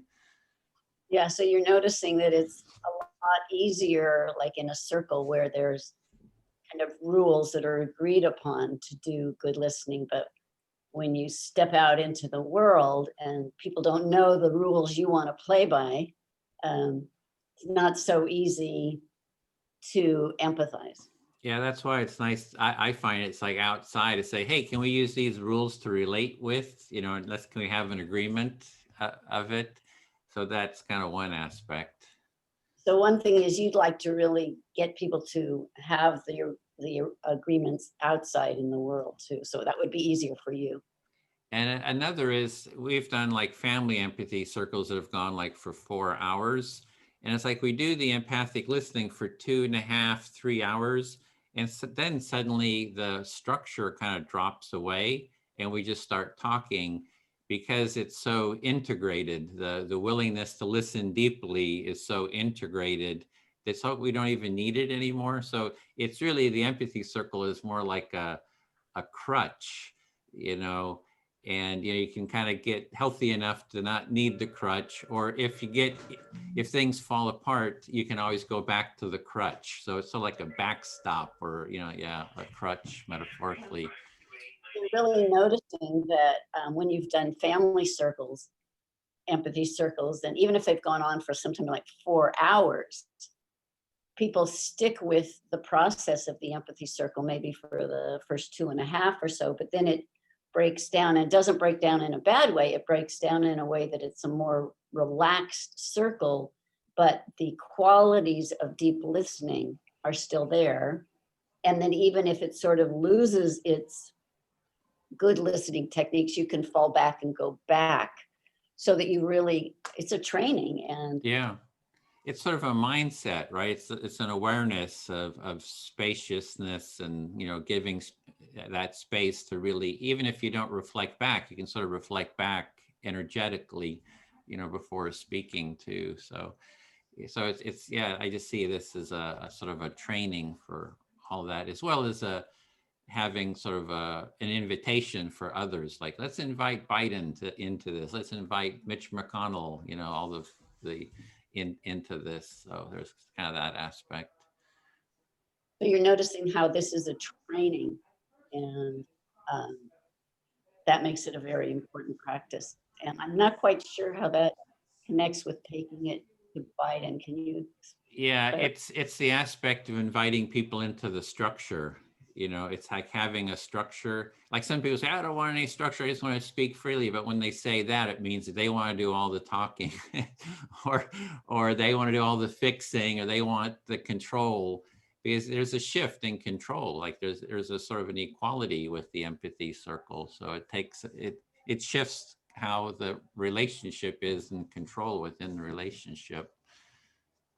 So you want to really change, so offer this to people in like an hour where their control is that they're kind of holding the rules for how you engage. And it usually means they're doing all the talking. And you'd like to invite this process in so that the rules and the power structure kind of changes a little bit. Yeah, and we're also in the middle of buying a house. And my partner keeps running in here with the latest crises. So, so I'm getting a little bit distracted. So what you're noticing is that you're a little distracted because your partner is coming in with the crises parts of buying a house.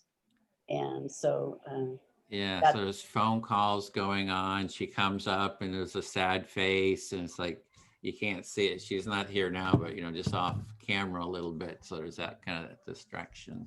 It's kind of happening. That's time now, Claudia. So if you want to reflect back and then choose the next speaker. His partner is off stage, kind of in there, so he's distracted by that. And so I guess you're complete now. Is that right? Yeah, I'm feel forward. Thanks.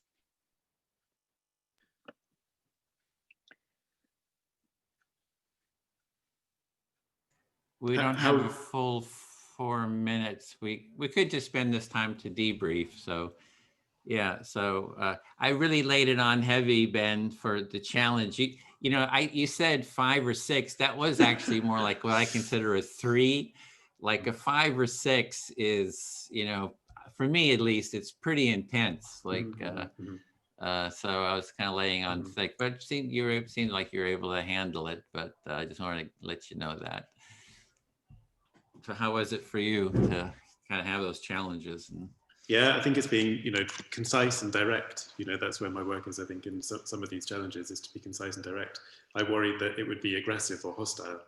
And that's well, sometimes what you can say, I say is I just reflect back. So you really want to say this, but when you have your turn, you'll get to be fully heard. So a little bit of empathy for what they're saying kind of, you know, cuts the edge, because people might feel like, hey, you're being bossy, or, you know, and then they get all constricted and feel, and you just say, oh, so I hear you, this is really important to you, but, you know, just if you just wait, you'll be fully heard. So that's sort of a trick that I use. Yeah, that's beautiful. There's something fractal about that as well, you know, kind of empathy within empathy somehow. Exactly. Yeah, exactly. Is there sorry. I'm sorry. I'm wondering about the chats, how that was for you. Did you notice them? Yeah, I did. What happened was I thought something like on the third one, you know, I have to say something, and then you said something, and I wondered. My question was like, I thought that was a little harsh, or your response to Anita was a kind of a little bit harsh, but also then she stopped. So, you know. We were just giving you trouble.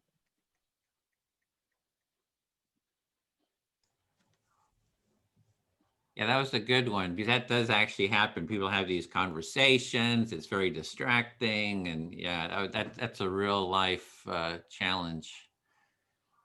You can actually turn off the chat, can't you, if you're the host? Oh yeah. Yeah. Yeah. I don't know on the breakout rooms if you can. Let's see. Well, I'm not the host. Edwin, can you turn off the chat as co-host or host? I don't haven't done it. I know you can do it in Zoom in the setup. I don't know how to do it within. Oh, there is. Actually, there is. I can unclick. Yeah, there's allow participants to chat, share screen, rename themselves, unmute themselves. So you can control all that. Yeah, under security as admin. Edwin, just in terms of the fractal comment that you just made that Ben thought was great, which I thought was great too. Is there a Google Doc where we could have like scenarios and then people could come in with their intervention, like so that we could see different people with different language? I think that might be useful as a document, as a reference document. I certainly would value that. Yeah, that challenges one that you wrote in. I think that's the beginning of it. So that's really, Okay. I want to really flesh it out. I imagine, over time that we flesh that out, we make little videos, we have samples. So there's a whole toolkit of that, actual samples of real life, clips taken out. So that's a lot of work that kind of needs to be done, but definitely. And I think in that one, Lou had written something that I thought was pretty good of how to respond. Let me see if I can find it. Yeah, he says how to intervene, name what is happening, give empathy to the person, invite them into what you want them to do. So that's sort of a synopsis, but yeah, that can definitely be fleshed out. Can someone tell me what you mean by fractal? I'm sorry, but I don't know what that means. Oh, what I meant was kind of within this kind of reflective frame of the kind of the empathy form, sort of repeating back. Actually, if something happens within that which is sort of interrupting it, then the response can be the same kind. So just reflecting back. So which both Edwin and Lou were kind of suggesting. So I guess as a principle then. So because I was thinking when I thought Claudia, I can't remember exactly what my thoughts were, but I thought that was a bit harsh or a bit rude or something. I was kind of having this kind of commentary going on. And so like my options were basically kind of mention that or don't mention it. So having something which is like name what is happening, empathy, and then invite them into whatever you want them to do instead is really useful. Or just having reflection as a possibility other than commenting, is really useful for me. Well, Claudia, if you're asking at a more basic level, and it's only because I know the words to the song Frozen because my daughter sings it, fractal is like the mathematical thing where it's reflected, like a snowflake has a lot of fractals. So it's like, that's what a useful way to frame the empathy within the empathy. My daughter's in her 40s, so I wouldn't know it. And no grandkids. Thank you. So we've got about 2 minutes. Any other thoughts on how all this went?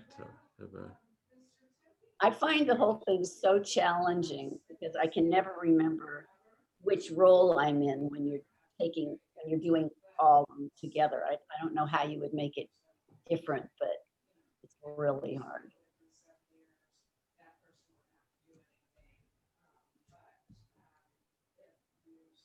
Well, there is the aspect of as a facilitator, you have to sort of hold it to, there's a part of, at least part of my brain that's kind of thinking of holding the process. So I'm not totally relaxed sometimes in the just speaking, but I'm kind of, part of my awareness is sort of thinking of the facilitation part. I don't know how that is for others. Well, I don't mind sharing my thoughts about like having practiced the role of facilitator 3 times now, like 3 weeks in a row. First one, I wasn't prepared, so I was feeling nervous. Second one, I was prepared and on the ball, I felt. This one, I felt like, oh, easy breezy. And then I didn't feel like I got kind of like shaken up in the facilitator role. So again, I think it speaks to, and I mentioned that last time, like how the headspace of the facilitator really does need to be like extra primed for the role. And something about that is that That's what the pre-circles is, good for the facilitator support. So before going into a challenging circle, that you can have an empathy buddy call, and that's sort of really grounding too, I find, before and after having that.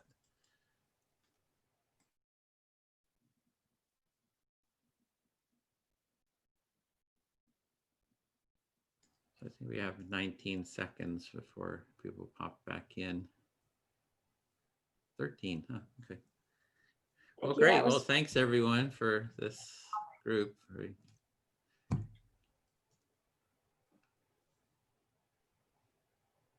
Do they do that in the UK? They do it in Extinction Rebellion. Yeah, that's really twinkle fingers.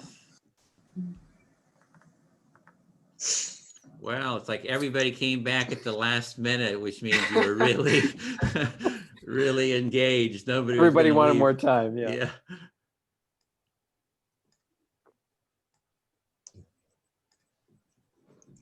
Are we missing someone? Is that Bill that's gone missing, or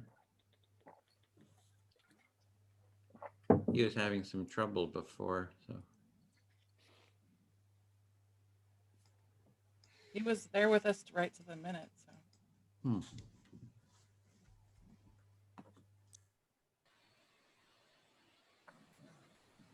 Maybe he sometimes has trouble with the Wi-Fi in his house. He might have gotten dropped. I'm sure he'll be back in. Maybe the builder's unplugged the wrong plug. That's certainly a possibility. Cut his power. We'll wait one more minute and then we'll start the debrief without him.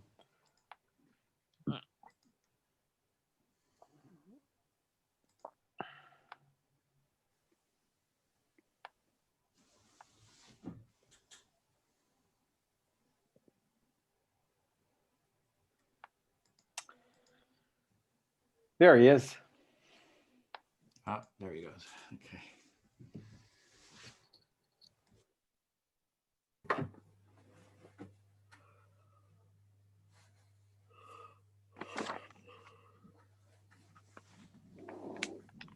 Oh no, the yawn's going around the rooms. Yeah. Okay, I think we should start the debrief because if he may be having technical problems and can't get back in. For some reason, he's not showing up. He's partway in, but not all the way in. So the debrief, so today's debrief, the question is, let's see, where's the debrief question? Here we are. How was your experience? And how might it have changed your thoughts or feelings about facilitating? What strengths did you notice about yourself? And what are potential areas of challenge for you? So, and I guess I will call on people just because that's more efficient. So, oh, you're in, Bill. Hi. Yeah. We were getting ready to start. Go ahead. You can do it. Well, you just did it. Oh, Okay. okay. I'll call on people. Okay. So there. Yeah. Well, we weren't sure if you were going to be able to join. We waited, 2 minutes, but I know, go for ahead. some reason I got kicked out. I don't know. So Yeah. no problem. Okay. Okay. So Claudia, can you start with you? Okay. Well, I continue to just enjoy it and be ready to do more. And can't wait to go to Washington, D.C. with Edwin, and demand empathy circles outside the folks' places, whatever they are. And I think I'm comfortable with, the thing I'm least comfortable with is active listening. And so I just find myself getting very nervous with the active listening, and so not being as present as I could be as a listener.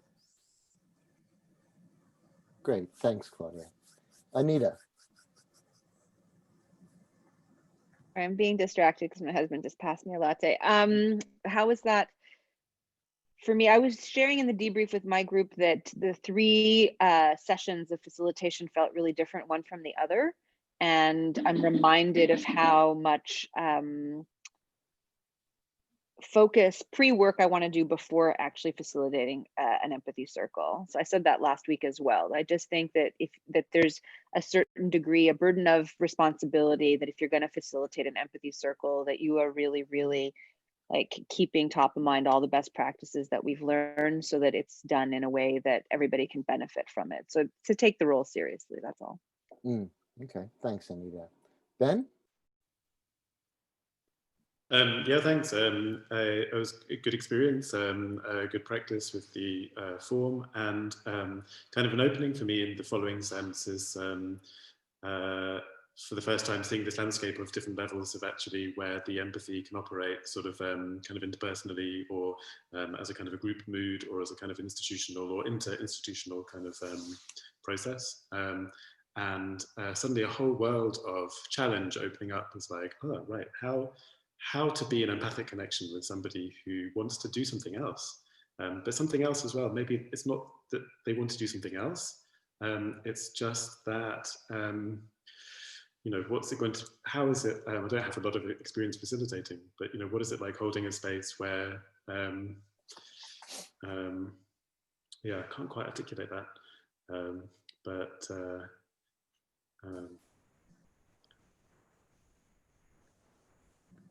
yeah, maybe just leave it about this challenge of, you know, empathic connection is, maybe that's challenging enough. Yeah. Thank you, Ben. Greg? Yeah, well, I have to say, people complimented me on my handling of explaining of the circle, and yet I did not feel like I knew what I was doing. I felt, you know, as far as I felt very weak on that. Felt like I was stumbling around, and Lou was pointing out that the last step of that is to invite someone in. Now open the door and say, so would you like to try that? And just give it a try. And I'm going to try very hard to remember that, because that is, I think, explain, and then stop. The person may not realize they're being invited to follow in. And another thing I would add is with Lou as in the room, it felt very comforting to have that sort of experience and stuff. But I got to say the opposite, when he's becoming a challenger, it's frightening. I mean, he's very good at turning it around and making it challenging. And it's like, ay, what do I do? So that was very good. Thank you, Greg. Jamie.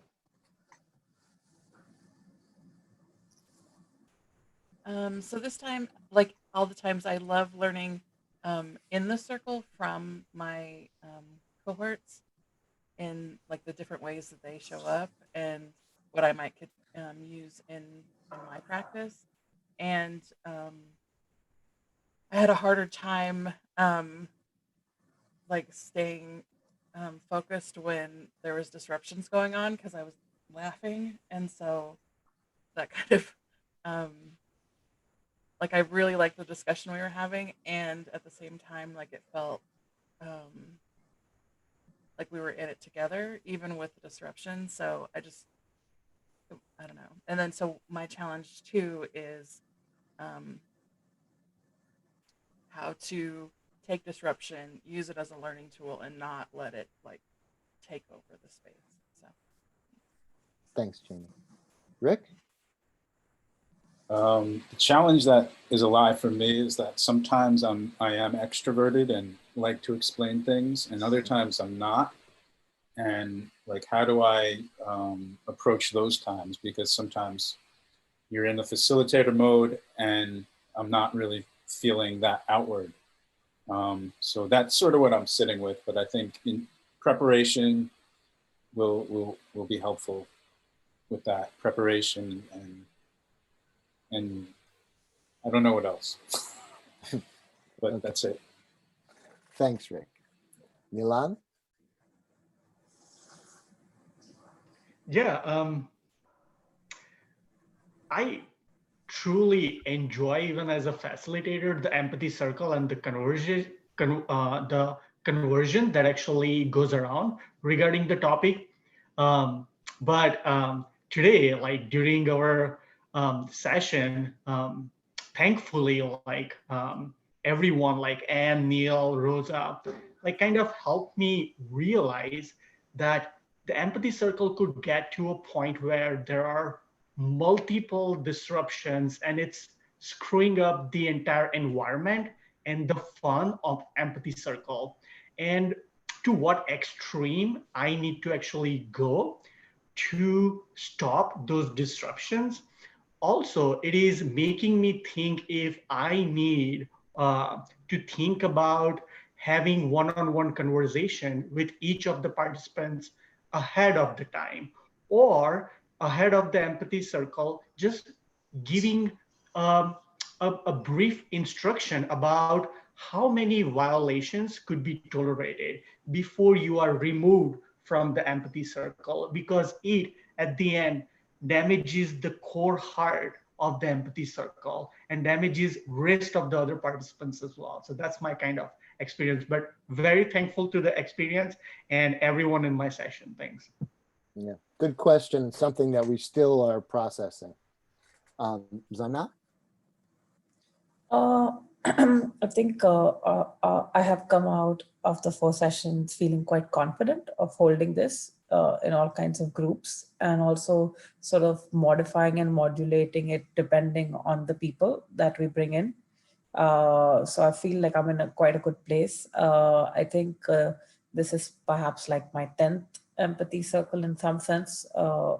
And I have radically improved on my active listening. And it's like, I mean, hugely useful. Like I can see it in my normal life, and like, yeah, I mean, just also somehow the moment you start doing that, I've realized that how much you slow down. And I am a very panicky person outside of that. So I felt quite different. What's been really good to know as well is that I've managed to handle some of the situations in the empathy circle quite well. I had zero confidence to do that. I mean, this is me saying it to myself that I've done quite well. And no one ever said it to me like we said it to Greg. But the point I was trying to make is that I could actually operate and respond in a way that I wasn't crying or like going hysterical, which I think was good. So I thought it was good that I could actually respond, and things weren't going completely crazy. So I think that's where also I did quite well. I think there's still a sort of like rhythm and a few of the things that you need to do to get people into a space where you can have a deep conversation. That's something I don't have a lot of experience with, but that's something I'm looking forward to experience as I practice this in the future. So yeah, these are sort of like a few observations. Great, thanks so much. Karen? Yeah, yeah, you did do a good job, Zaina. I can give you that feedback. And Lou was great, learned a lot in that session. And I think it just goes to show, I think as Anita was saying, the responsibility you have as a facilitator, that really came to the fore, just how much of a role you play in just making sure that it works. And the challenges were very powerful, just very subtle, but very powerful. And the learning that came from it was great. So I feel that I've come away more confident on one hand, but also a little bit kind of like, oh, wow, there's more to this than meets the eye.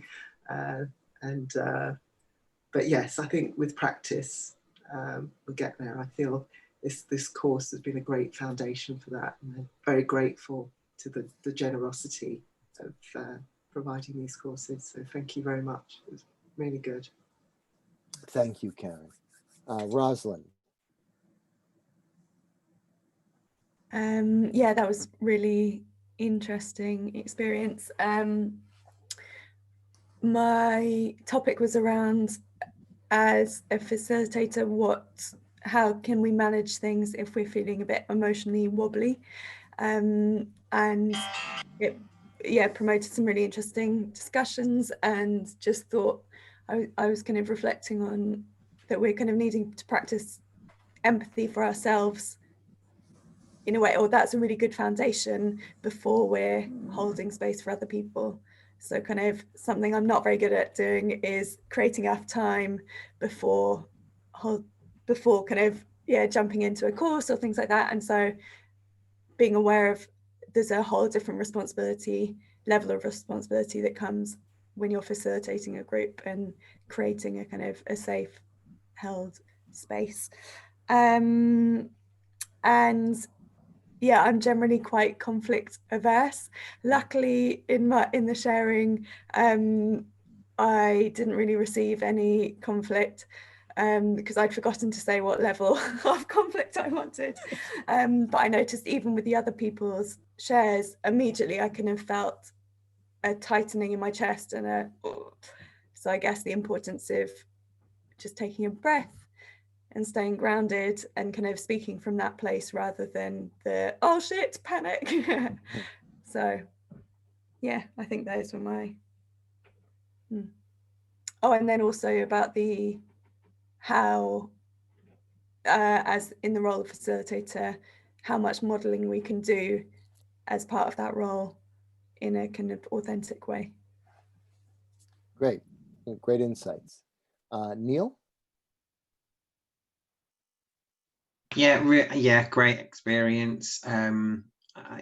Just really great to have a go at that in a safe space. I think it's so important to build our confidence for us to experience some of that stuff when we won't, you know, and just prove to ourselves that actually we can do it. I was just reflecting on something that Zainab was saying, that actually I hadn't even really thought about it, but even just thinking about 3 weeks ago, just how nerve-wracking it was to remember to keep time and active listen. And actually even that today just felt a lot easier, that actually as a facilitator, keeping time at the same time as active listening. And I guess it's worth remembering that that's perhaps something that we don't even think about, but I'm sure everybody in the room has, without even realizing it, has got better at keeping time and active listening at the same time, which was a real struggle 3 weeks ago.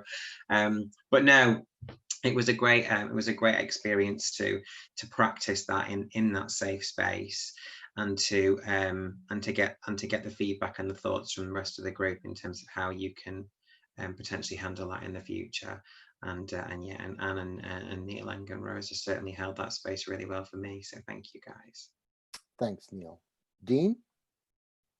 What I love about this course is the different flavors you get from going with the different role models, and in that interacting with a wonderful group. And I'm going to miss some of your lovely faces because I won't see you for a while, but I will see you again, because as empathetic people, we will be interacting in different ways and we will bump into each other. I just know this. What I've still got to work on is my mode of speaking. I'm still a bit judgmental, and I've got to learn to round my edges off and become a little bit more warmer instead of being so brisk and spiky. It's very hard to do when you're trying to hold a space and you want to look, these are the rules, obey the rules. Oh no. Would you like to hold this space with other people? Oh, it's very, I'm still learning the language, and I've been trying this for 8 months. So it takes a long time to learn all the tricks of the trade. And the truth of the matter is you never learn all the tricks of the trade. That's why it's always good to listen to other people, because you get to learn a lot more by listening than speaking. Thank you, Dean. Anne? Well, I love the way that we've got to kind of harvest people's ideas of what would be challenging at the beginning, and then they were so kind of strong and rich and deep, and all 3 participants brought up like dealing with emotional responses or conflicts that might arise. So our challenges were numerous and quite challenging, really. And alongside that, we had 3 topics that in themselves were really interesting, particularly the one that was chosen about how we kind of if we're feeling emotionally wobbly as facilitators, how we handle that. So we were dealing with that too. So there was an awful lot going in, and all three facilitators did amazingly in like just over an hour. As much 3 different topics and lots of challenges. So I take my hat off to everyone in my group. It was brilliant. Thank you. Lou? Yeah, I feel the same. It was so wonderful to have the time that we did practicing together and having fun challenging each other, and to see the resilience and the skill of people and everyone responding to the different kinds of challenges that happened. So that was really great. And I think I want to offer a word of reassurance. So, you know, you will learn from experience. So you may worry. So this is something that happens for me when I'm learning something new. I never feel like I'm ready enough to you know, because I always have more to learn, or I'm not expert enough, I don't know enough. And so I want to encourage you to begin and trust that you will learn from the experiences that you have. So all of us have, Bill and Edwin and me and all the instructors, you know, we've held circles, we've run into these difficulties, you know, we muddled through and we reflected on it later and figured out, what am I going to say to that next time? And you will do the same things. And we've given you a taste of it in this training, which is helpful. But you also, you know, you'll learn on your own and you will figure out how to deal with difficult situations. So yeah, just want to offer that encouragement. Thanks, Lou. Edwin? Yeah, I was just struck by how, you know, having a group like this, doing a training, doing practice really does help, you know, for facilitation, you know, for feeling more grounded. So it's the, you know, having your own challenge, having challenges that you address, seeing other people, you know, address challenges. So all these things kind of build that grounding. I just kind of seeing, you know, that, hey, it actually does work. And there's also the support group that kind of came up in our group about, you know, you just not doing it by yourself, in the sense of that's what the Empathy Buddy calls is about, is to be able to reach out and, you know, have somebody to talk to, get some empathy for yourself before you facilitate. That there's something about just being heard for your own anxieties and sharing that with someone else that is, again, is another grounding. So it's just grounding deeper and deeper into sort of that empathic space. So it's just something I was thinking about. I just want to add to that, co-facilitation is something we haven't talked about a lot. Right. But and we haven't practiced it in this class because, you know, because you want to get people to try it on their own and, you know, figure out what they're doing. It's another thing to kind of work with another person. But, you know, particularly if you're doing circles that you're worried about, that you think they're going to be very contentious, or, you know, they're connecting about differences, political differences, co-facilitate with someone. So then if you get knocked off center, you know, you're not just there by yourself. You got someone else that's helping you hold it. Great, thanks. And just want to remind people that on Fridays we have at 10 a.m. Pacific time. We do have like an open cafe. And if you want to go in there, Edwin is constantly recruiting people to facilitate breakout rooms. And that if you particularly wanted someone to co-facilitate, any one of, you know, our fellow cohort here, or Lou, Edwin, myself, you know, Dean, Ann, you could ask us to facilitate. So that's, you know, that's a place you can get some practice there. What I'm looking for is not so much that people get it perfect, but that people create kind of an emotional warmth and openness, so that if, because you'll never get it right, and so that people can make corrections, you know, in kind of with a sense of community. And I felt that I really enjoyed the group and the topic, and I'm learning a lot from, you know, each of you. So I think unless, now we're going to spend a little bit of time talking about culture of empathy, to revisit the culture of empathy. because that's where the empathy circle exists. The empathy circle, as Edwin has said, is a basic tool that helps to build a culture of empathy. And so we're going to do a little bit, go around and talk about some of the values of a culture of empathy and how they relate. Again, this is a kind of ongoing list, so you might come up with your own, and that's fine. But that is something that you can kind of fall back upon as perspective if particularly the circle is not going the way you expect it, or that you are training someone and you're trying to help them see beyond the empathy circle into what we call a culture of empathy.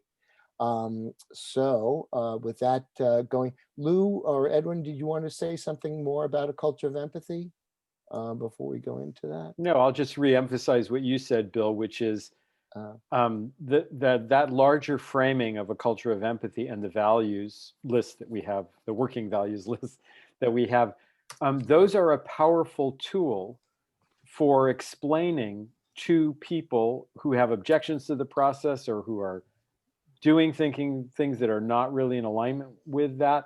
It's a powerful tool for explaining to them why we're doing things the way we are. Why is the empathy circle structured the way that it is?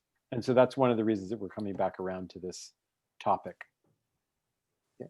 Edwin, anything? Yeah, I would just add that the culture of empathy is sort of the larger cultural framework for what we're doing. It's not just like, oh, here's a little process that's kind of fun or, connecting. It's really to see it that maybe is for personal support. It does all that. It's for conflict resolution. But if we really scale this up to a cultural level, I think as empathy being a foundational cultural value, and especially mutual empathy, that can really, I think it'd be one of the biggest revolutions, cultural revolutions that there could be. I sent out that link about Gloria Steinem and Jane Fonda. It's like from their years of activism, it's like, hey, empathy is pretty revolutionary. So if we can really spread that, so to keep that bigger picture in mind about what we're trying to do here. Okay. And towards that end, I put my email, you have it again, but just that one of the ways I think to do that is to create it in schools, and being a former teacher, if people are interested in doing that, you can contact me, we can talk about that. So I'll go around and invite you to pick up one of the, I put them in the chat if you can see that, some of the curiosity, mutuality, inclusion, and then there also, you might come up with another one that, or your own definition of empathy.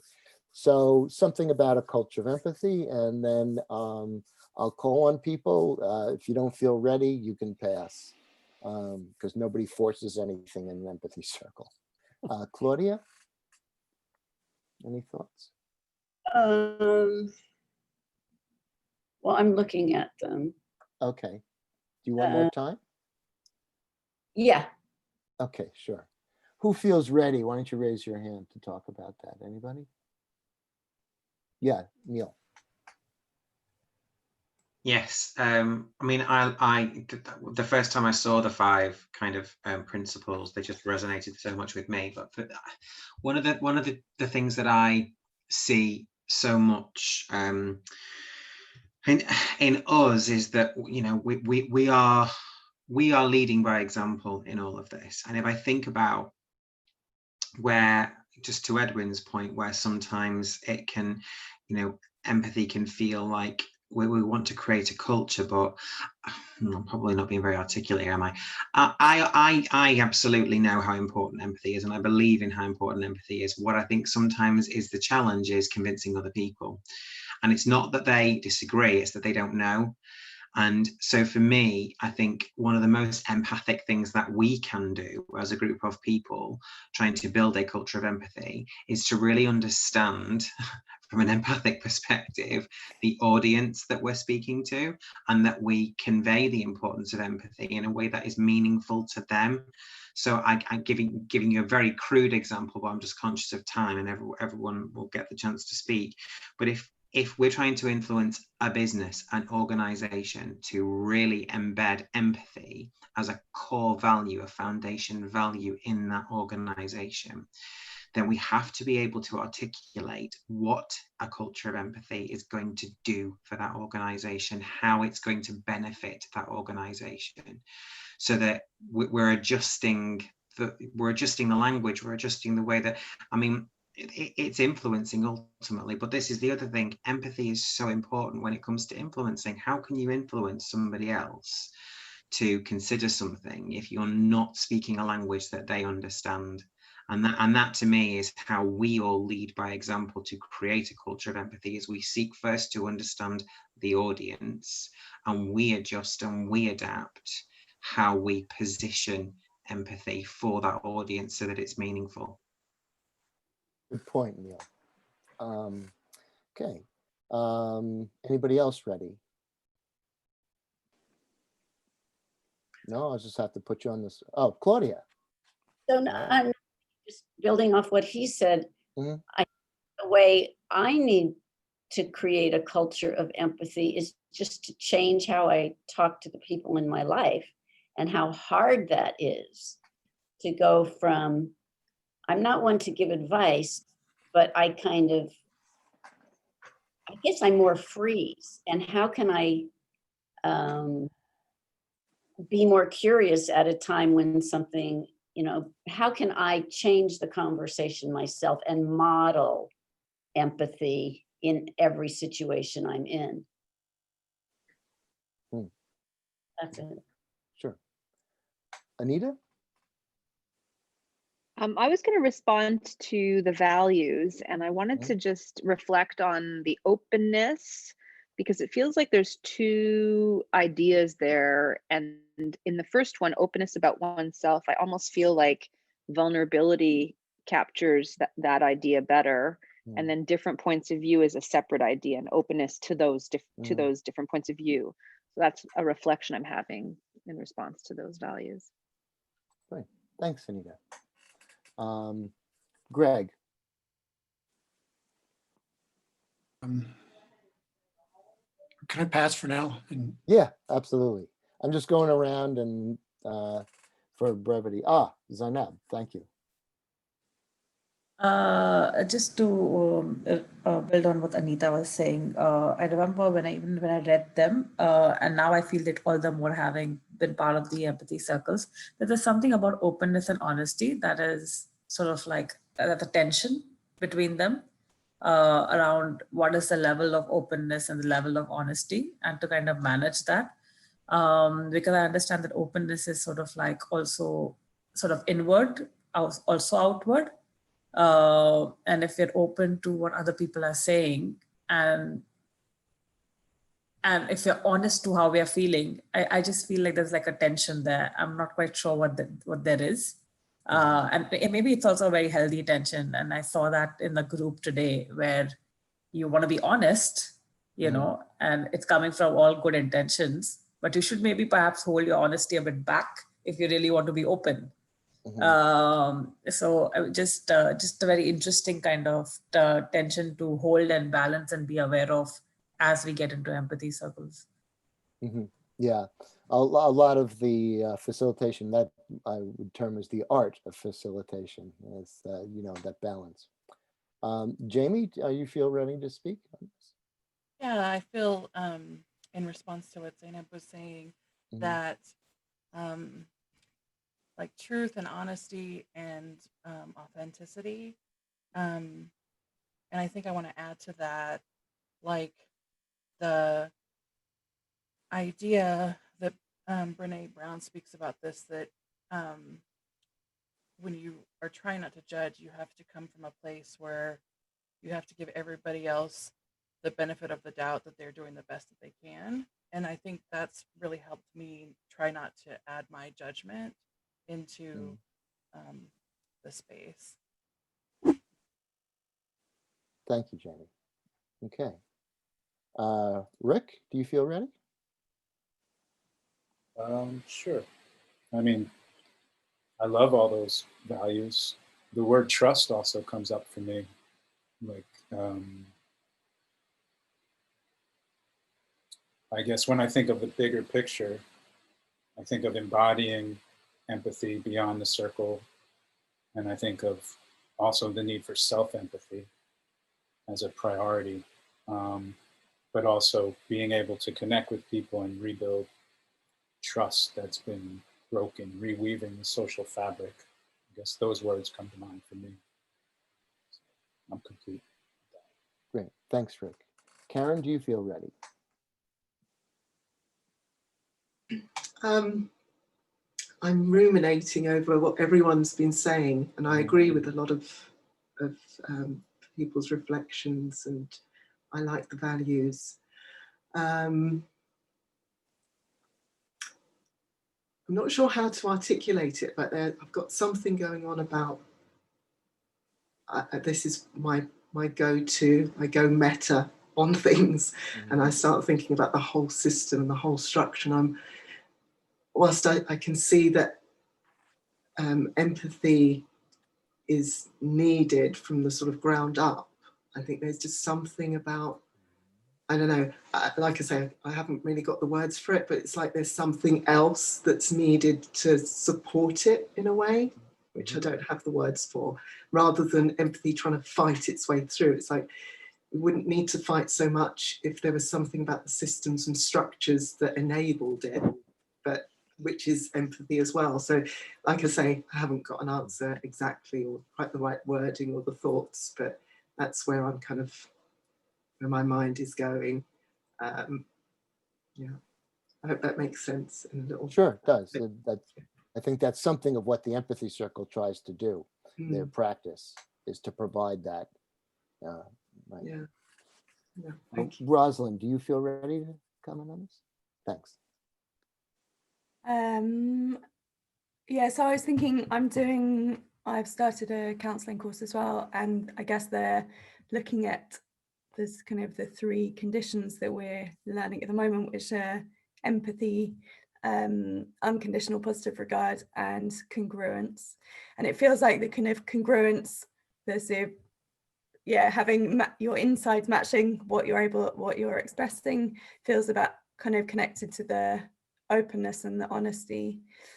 But there's something around the unconditional positive regard that I feel like is, I don't know, and the connected to the honesty, and whether through doing the introductions for the empathy circle, whether there's something around that we're creating a safe space for each other, and also maybe a bit gentle with each other.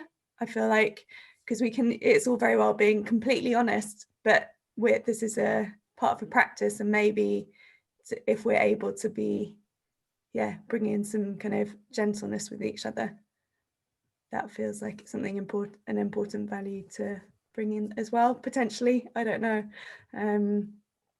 Perhaps that would be challenging in a really kind of confrontational environment. I don't know. Good, very good point. Ben.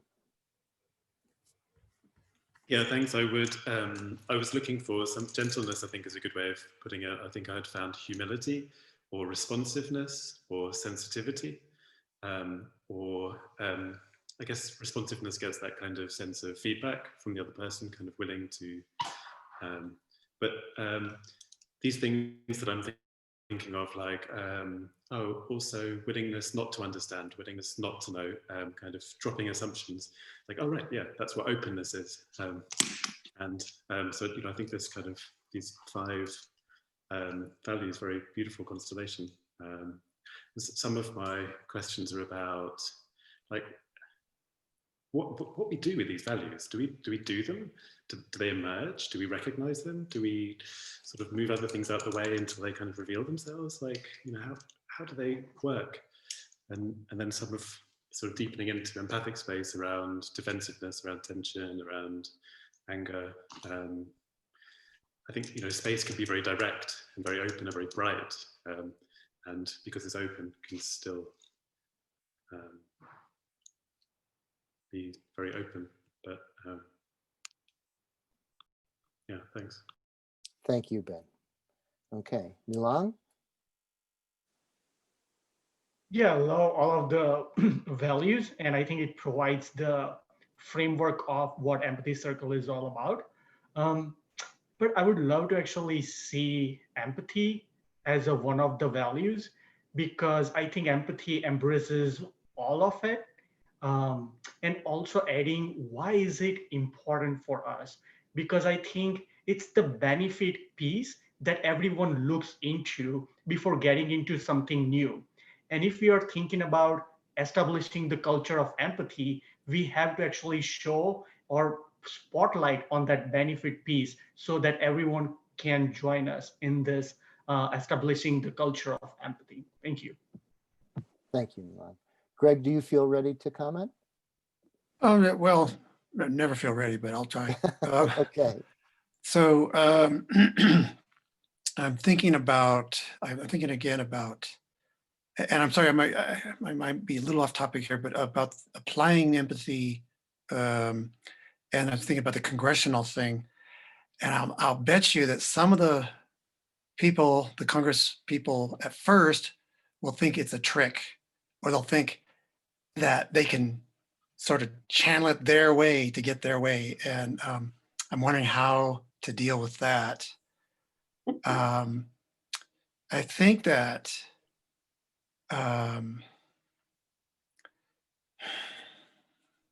yeah, let's see. I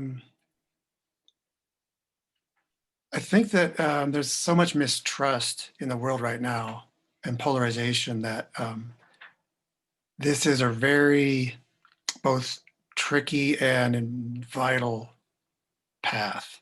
I think it's yeah.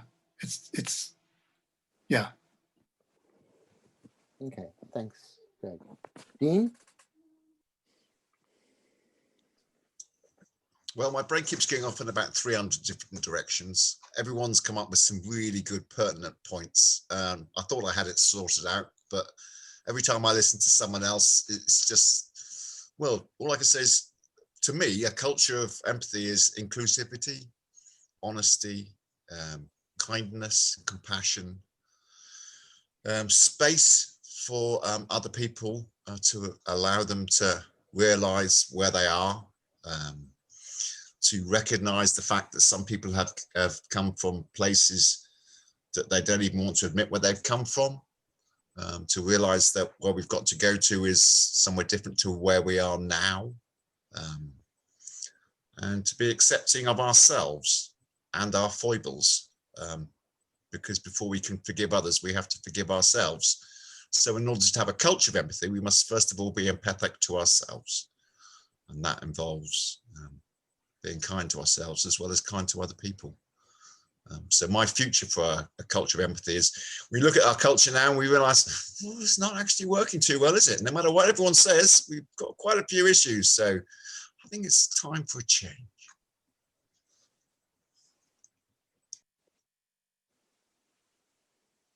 Thanks, Dean. Anne? Yeah, I've been thinking about authenticity and how the more that one can be fully present, not just like with your mind and your feelings and your body, then the closer you are to being and encouraging and enabling empathy. And like the different elements that we've named, kind of, it's a cycle, it's a circle, because they enable one to be those things. But by being authentic, that's when we connect, and the more we connect, the more empathetic we can be. Those are my thoughts. Thanks, Anne. Edwin? Yeah, I was just thinking about trust, which came up in the sense that if people are not trusting each other, is when they start feeling heard. It's like that is where the trust builds. Like, oh, that person is actually going to listen to me. And then it's like a little bit more trust. You get a little bit more trust. You get a bit more authentic. You know, more of you is heard. So it's this upward spiral towards a culture of empathy that one thing sort of builds on the other. You know. Thank you, Edwin. Lou? You're muted, Lou. I'm so moved by what everyone has said and agree really with what everyone has said. And what comes to my mind is that, so I think human beings are wired for empathy. And we have a deep hunger for it, a deep hunger to be seen and to be understood, to be heard. I think that's completely natural. And so I think that I think that, and I think there are a lot of cultural habits we have that get in the way of experiencing empathy. So a lot of communication habits of interrupting or arguing or interrogating or judging, and a lot of thinking habits of evaluating, is this right or is it wrong? Is it what, you know, and those habits are hard to break. And I think the power of the empathy circle is that the structure of it actually makes those things begin to happen. So the fact that people have to reflect back what they're saying, even though they might actually not be open to what you're saying, they are reflecting it, and the thing is slowing down. So you feel heard at some level or accepted at some level, even though it may not be perfect. And as it goes around the circle and those things happen, people feel empathy starting to happen, and people love that. That feels good. So I think that is the power of the empathy circle, that the structure interrupts our normal habits and lets us have a chance to begin experiencing being understood. And there's, like Edwin said, a positive spiral that happens from that. So anyway, that's what I'm thinking about. Yeah, and I'm thinking, I think all of these things are really good, and the definitions are fine. What have come to is that, and I've read a lot of the discussions about empathy, what it is, what it isn't, and I don't feel that it can really completely be defined semantically. And it's a negotiated experience. It's something that happens. It's experiential. And so therefore, when I go to to a culture of empathy, I try to think of a place. What if I walked out my door and I was having a rough day and I could talk to anybody down and say, hey, could you listen to me for a few minutes? And people would, and that would be oh, sure. Or, yeah, I'm sorry, I'm going to the store, but over there, this guy will listen to you, or whatever it is. And so I try to think of it in a dynamic way, is to what do people need to feel heard, that they can feel heard. And that's a dynamic in the moment thing. And so that's where it comes to for me. Well, I want to be respectful of the time here. And this is about the time we would end, but also we want to invite you to stay maybe about another 15 minutes if you want, to talk about a reaction to the course. Can I say one thing, Bill, before we do that? Oh, absolutely. I just want to re-emphasize what Edwin said about on Fridays at 12:30 Pacific. That's the Empathy Circle Facilitators group, and that is the place for you to come and continue growing, sharing your learnings, bringing your challenges, and practicing with those. It's a way to continue having this community with yourselves and other facilitators. So I hope you'll come. Great. Is it link somewhere? Is it link on the same link? It's in Edwin's room, which is this link. Yeah. Okay. So anybody feedback on the course? I guess there. Edwin just put the link into the chat. Those are the events. Yeah, the events, upcoming events for sure. So feedback if people can. Anyone? Yeah, how was the course for you? Kind of if you have a little bit of extra time. I'll just mention that you can take the course multiple times. So this is, you take the first time, you kind of have the experience and take it again and to learn to become a facilitator or trainer like Lou or Bill have been. So just that's just something to think about too. And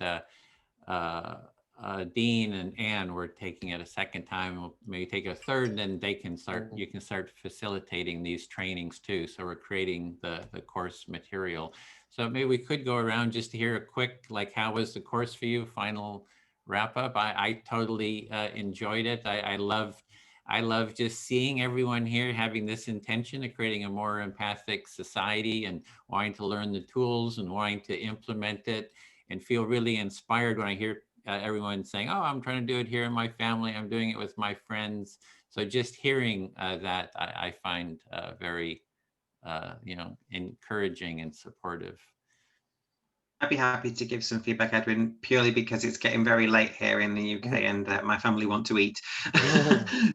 So I'm going to just say a couple of things and then go, which I hate doing because I want to listen to everybody, but it really is getting quite late. I've loved it. I've absolutely loved it, considering that it's over Zoom, which is never very easy, and considering it's a really tricky subject. I have to say, I think it's a really, really great course, and I've loved the input. It's been great to get input from you, from Lou, from Bill, from Anne, 4 very sort of different sort of standpoints, but I learned so much from each of you in the time I spent with you. So great to meet such lovely people, because everybody that I have, and I haven't met everybody, which is like another reason to keep in touch, because I've not spent any time with Claudia or any time with Jamie or Greg or Anita, and yeah, I've loved it, and I want to thank you all so much for making Tuesday nights fun in lockdown. So thank you, and I am going to go now because I'm really hungry, but wish you all the best and see you all soon. Bye, Neil. Bye, Neil. And Anita, I know this, you said you have to go. Did you want to say something before you went? Yeah, I'm just heartened by the fact that there's a growing cadre of people who want to elevate empathic consciousness and behavior, and I'm just really thrilled to have met all of you, and I look forward to all the ways we can cross-pollinate our work and build a culture of empathy together. So thank you. Great, thank you, Anita. I could go next. Okay. Because in the interest of food, if I need to have breakfast, I need to run. They're a close kitchen. So I have to say, I agree fully with Neil and Anita. And one thing that sort of, I was not very keen about on 2.5 hours. 2.5 hours is a long time to sit in one place. Mm-hmm. And I was quite concerned about how I would do that, but it's really, it flies by quite quickly. So that's quite amazing. But that is, I think I could do with a break.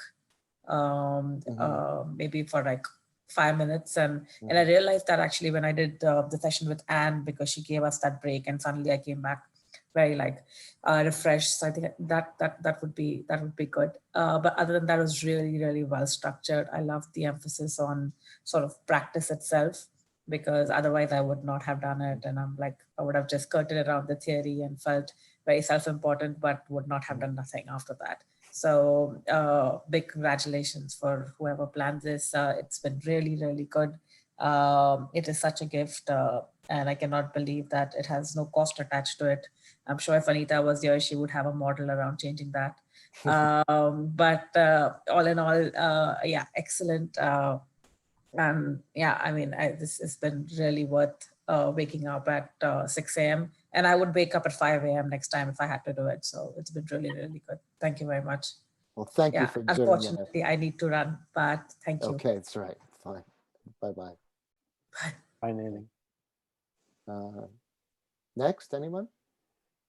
Yeah, I can go. Yeah, I've really enjoyed the training as well. It's been great, and it's been kind of, yeah, it's been challenging, but it's been really interesting to learn from such a wide experience of people, and just amazing to see just in 4 sessions how kind of every subsequent session, just sort of seeing all these faces that feel more and more familiar in just such a short amount of time. And I feel like the practice is really powerful, and that kind of speaks to it, how how we've managed to connect in such a short time. So I'm really grateful. Thank you. Thank you, Rosalind. And next? I can go. Yeah, I'm really thankful to Edwin, to Lou, to Bill. It is amazing that you guys are able to offer this and at no cost. the first session we had was like a bliss party for me. Felt like beautiful to be gathering with so many like-minded people. And I love all the empathy buddies that I connected with. I found it challenging, the next sort of sessions that were meant to be challenging. And I think that will probably help me going forward. So I'm just grateful and kind of amazed at the work that's going on here. It's a big, beautiful thing. So thank you. Great to have you, Rick. Thank you, Great Rick. to have you. Next. Yeah, I'll go. If that's okay. Sorry, was someone speaking? No, go ahead, Karen. Yeah, I need to run as well, so I'll go after I've just said my piece, which is really as a reflection of what everyone else has said so far. It's just such a gift. Brilliant course, well run, really enjoyable, wonderful to meet everyone. Looking forward to where I can use it. It just ticks all the boxes, all those benefits that you see, those bullet points, like, yep, it ticks all of those. So yeah, such a gift. Thank you so much. Really appreciate it. Thank you. Thank you, Karen. Okay, Great so having see you. you all soon. Okay. Hope so. Yes. Okay. Next. I can go. Great. It's just, I just love it. And I think 4 sessions is a great amount.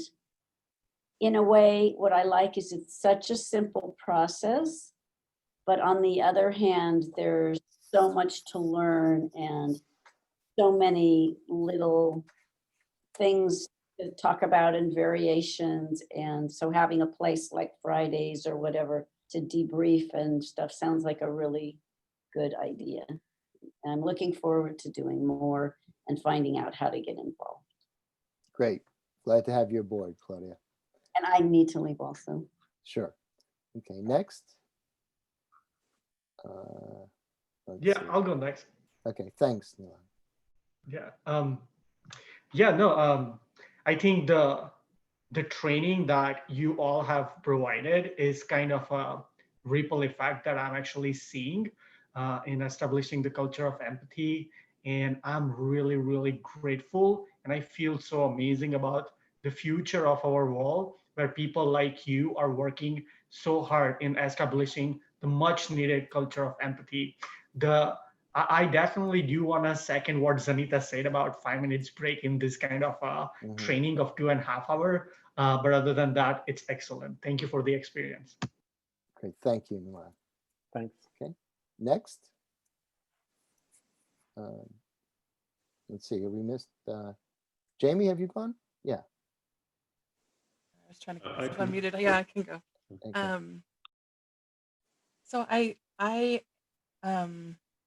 guess I'm reflecting on how it is such a deceptively simple process, and how the 4 sessions did actually, you had a depth of learning that was good. I would have liked to have met everyone and been able to facilitate with everyone, but I understand that in 4 weeks is not necessarily possible. But I do look forward to the Fridays and the additional work. Hopefully we'll continue to see one another. And I liked, maybe it was Lou or Bill that brought up co-facilitating. And I look forward to just even doing that with others. So thank you. Great to have you, Jamie. Okay, and I think we got Greg or Ben. Yeah, I can go. Feeling very loved and very loving. A lot of appreciation for the group and for the trainers. I've liked the way that we're learning from each other, and amongst the trainers, there's 4 or more of you, and for different perspectives. We hear from each other, so there's a lot of our voices. And then there's practice and values. So it's like, it really is it. We've been doing it and learning it. We haven't been learning about it, which really means we can feel it, and sense it. yeah, some sadness about not being able to connect with everybody, but it's very brief, isn't it? And yeah, just to reiterate, so simple and so deep, so clear, and so much. Yeah, thanks. Thanks, Ben. Greg? Oh yeah, so as I'm sure you know, I came in late to the third and fourth sessions. The first time I did the training was in July, I think. I remember Dean, so I think he was in that one. And I think it's great. I'm sorry I missed out on the empathy buddies and the facilitating circles in between. I just didn't catch up. I mean, I didn't catch that by the time I got in, but that sounds like a very good idea. And I'm sure I should do this again. So thank you very much. Great. Thanks for stepping in too, Greg, for filling out the cohort. That was really helpful. Thanks. Okay, Dean?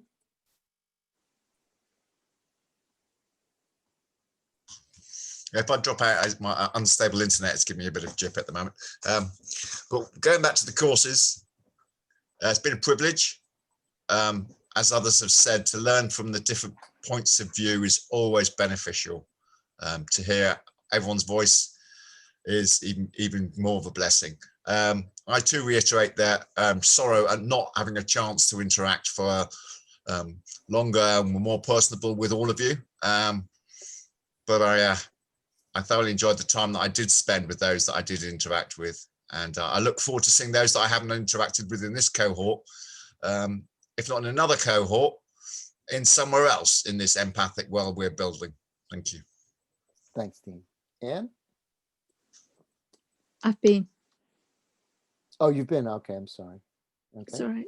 That's all right. My mistake. Edwin? Oh, yeah, this is yeah, fabulous. I'm just so excited about these trainings. Every time I see a whole group here, and then tomorrow we have another cohort, and we're scaling up for January. I think we'll start a couple more cohorts then. So just excited about that. And just everybody brings their energy, which is a real delight. So it feeds me too. So I'm really feeling energized and fed by everyone's presence and interest in fostering empathy. And someone said, "Oh, it's great that this is it's free, but the idea is that you each become trainers and then offer this to others." So it's like, you got it. It's the part of it is, passing it on. So I just kind of make that point. Yeah. Thanks, Edwin. Lou? I'm just, care about all of you and are grateful to all of you. And so good luck to you all and stay connected. Reach out if you need support or have questions. Yeah. So. Yeah, I just want to emphasize what Lou said about staying connected and reach out for help. I also wanted to, I hope that I've been saying this a little bit, but I think I need to get it through his head that Edwin take a good victory lap around his block in the sense that consider the curriculum, the structure, and the very different Lou, Edwin, and I, and Dean and Ann have different experiences, yet we all experienced empathy. I think that the profundity of that cannot be overstated. And that's all I have to say. Thanks. Thank you all. Okay, thanks. See you online in the circles. And on Fridays at 12:30. And Fridays. And the political circles. Bye. Thanks, everyone. Bye. Bye, everyone. Bye. You want to stop it? Oh, I'll stop.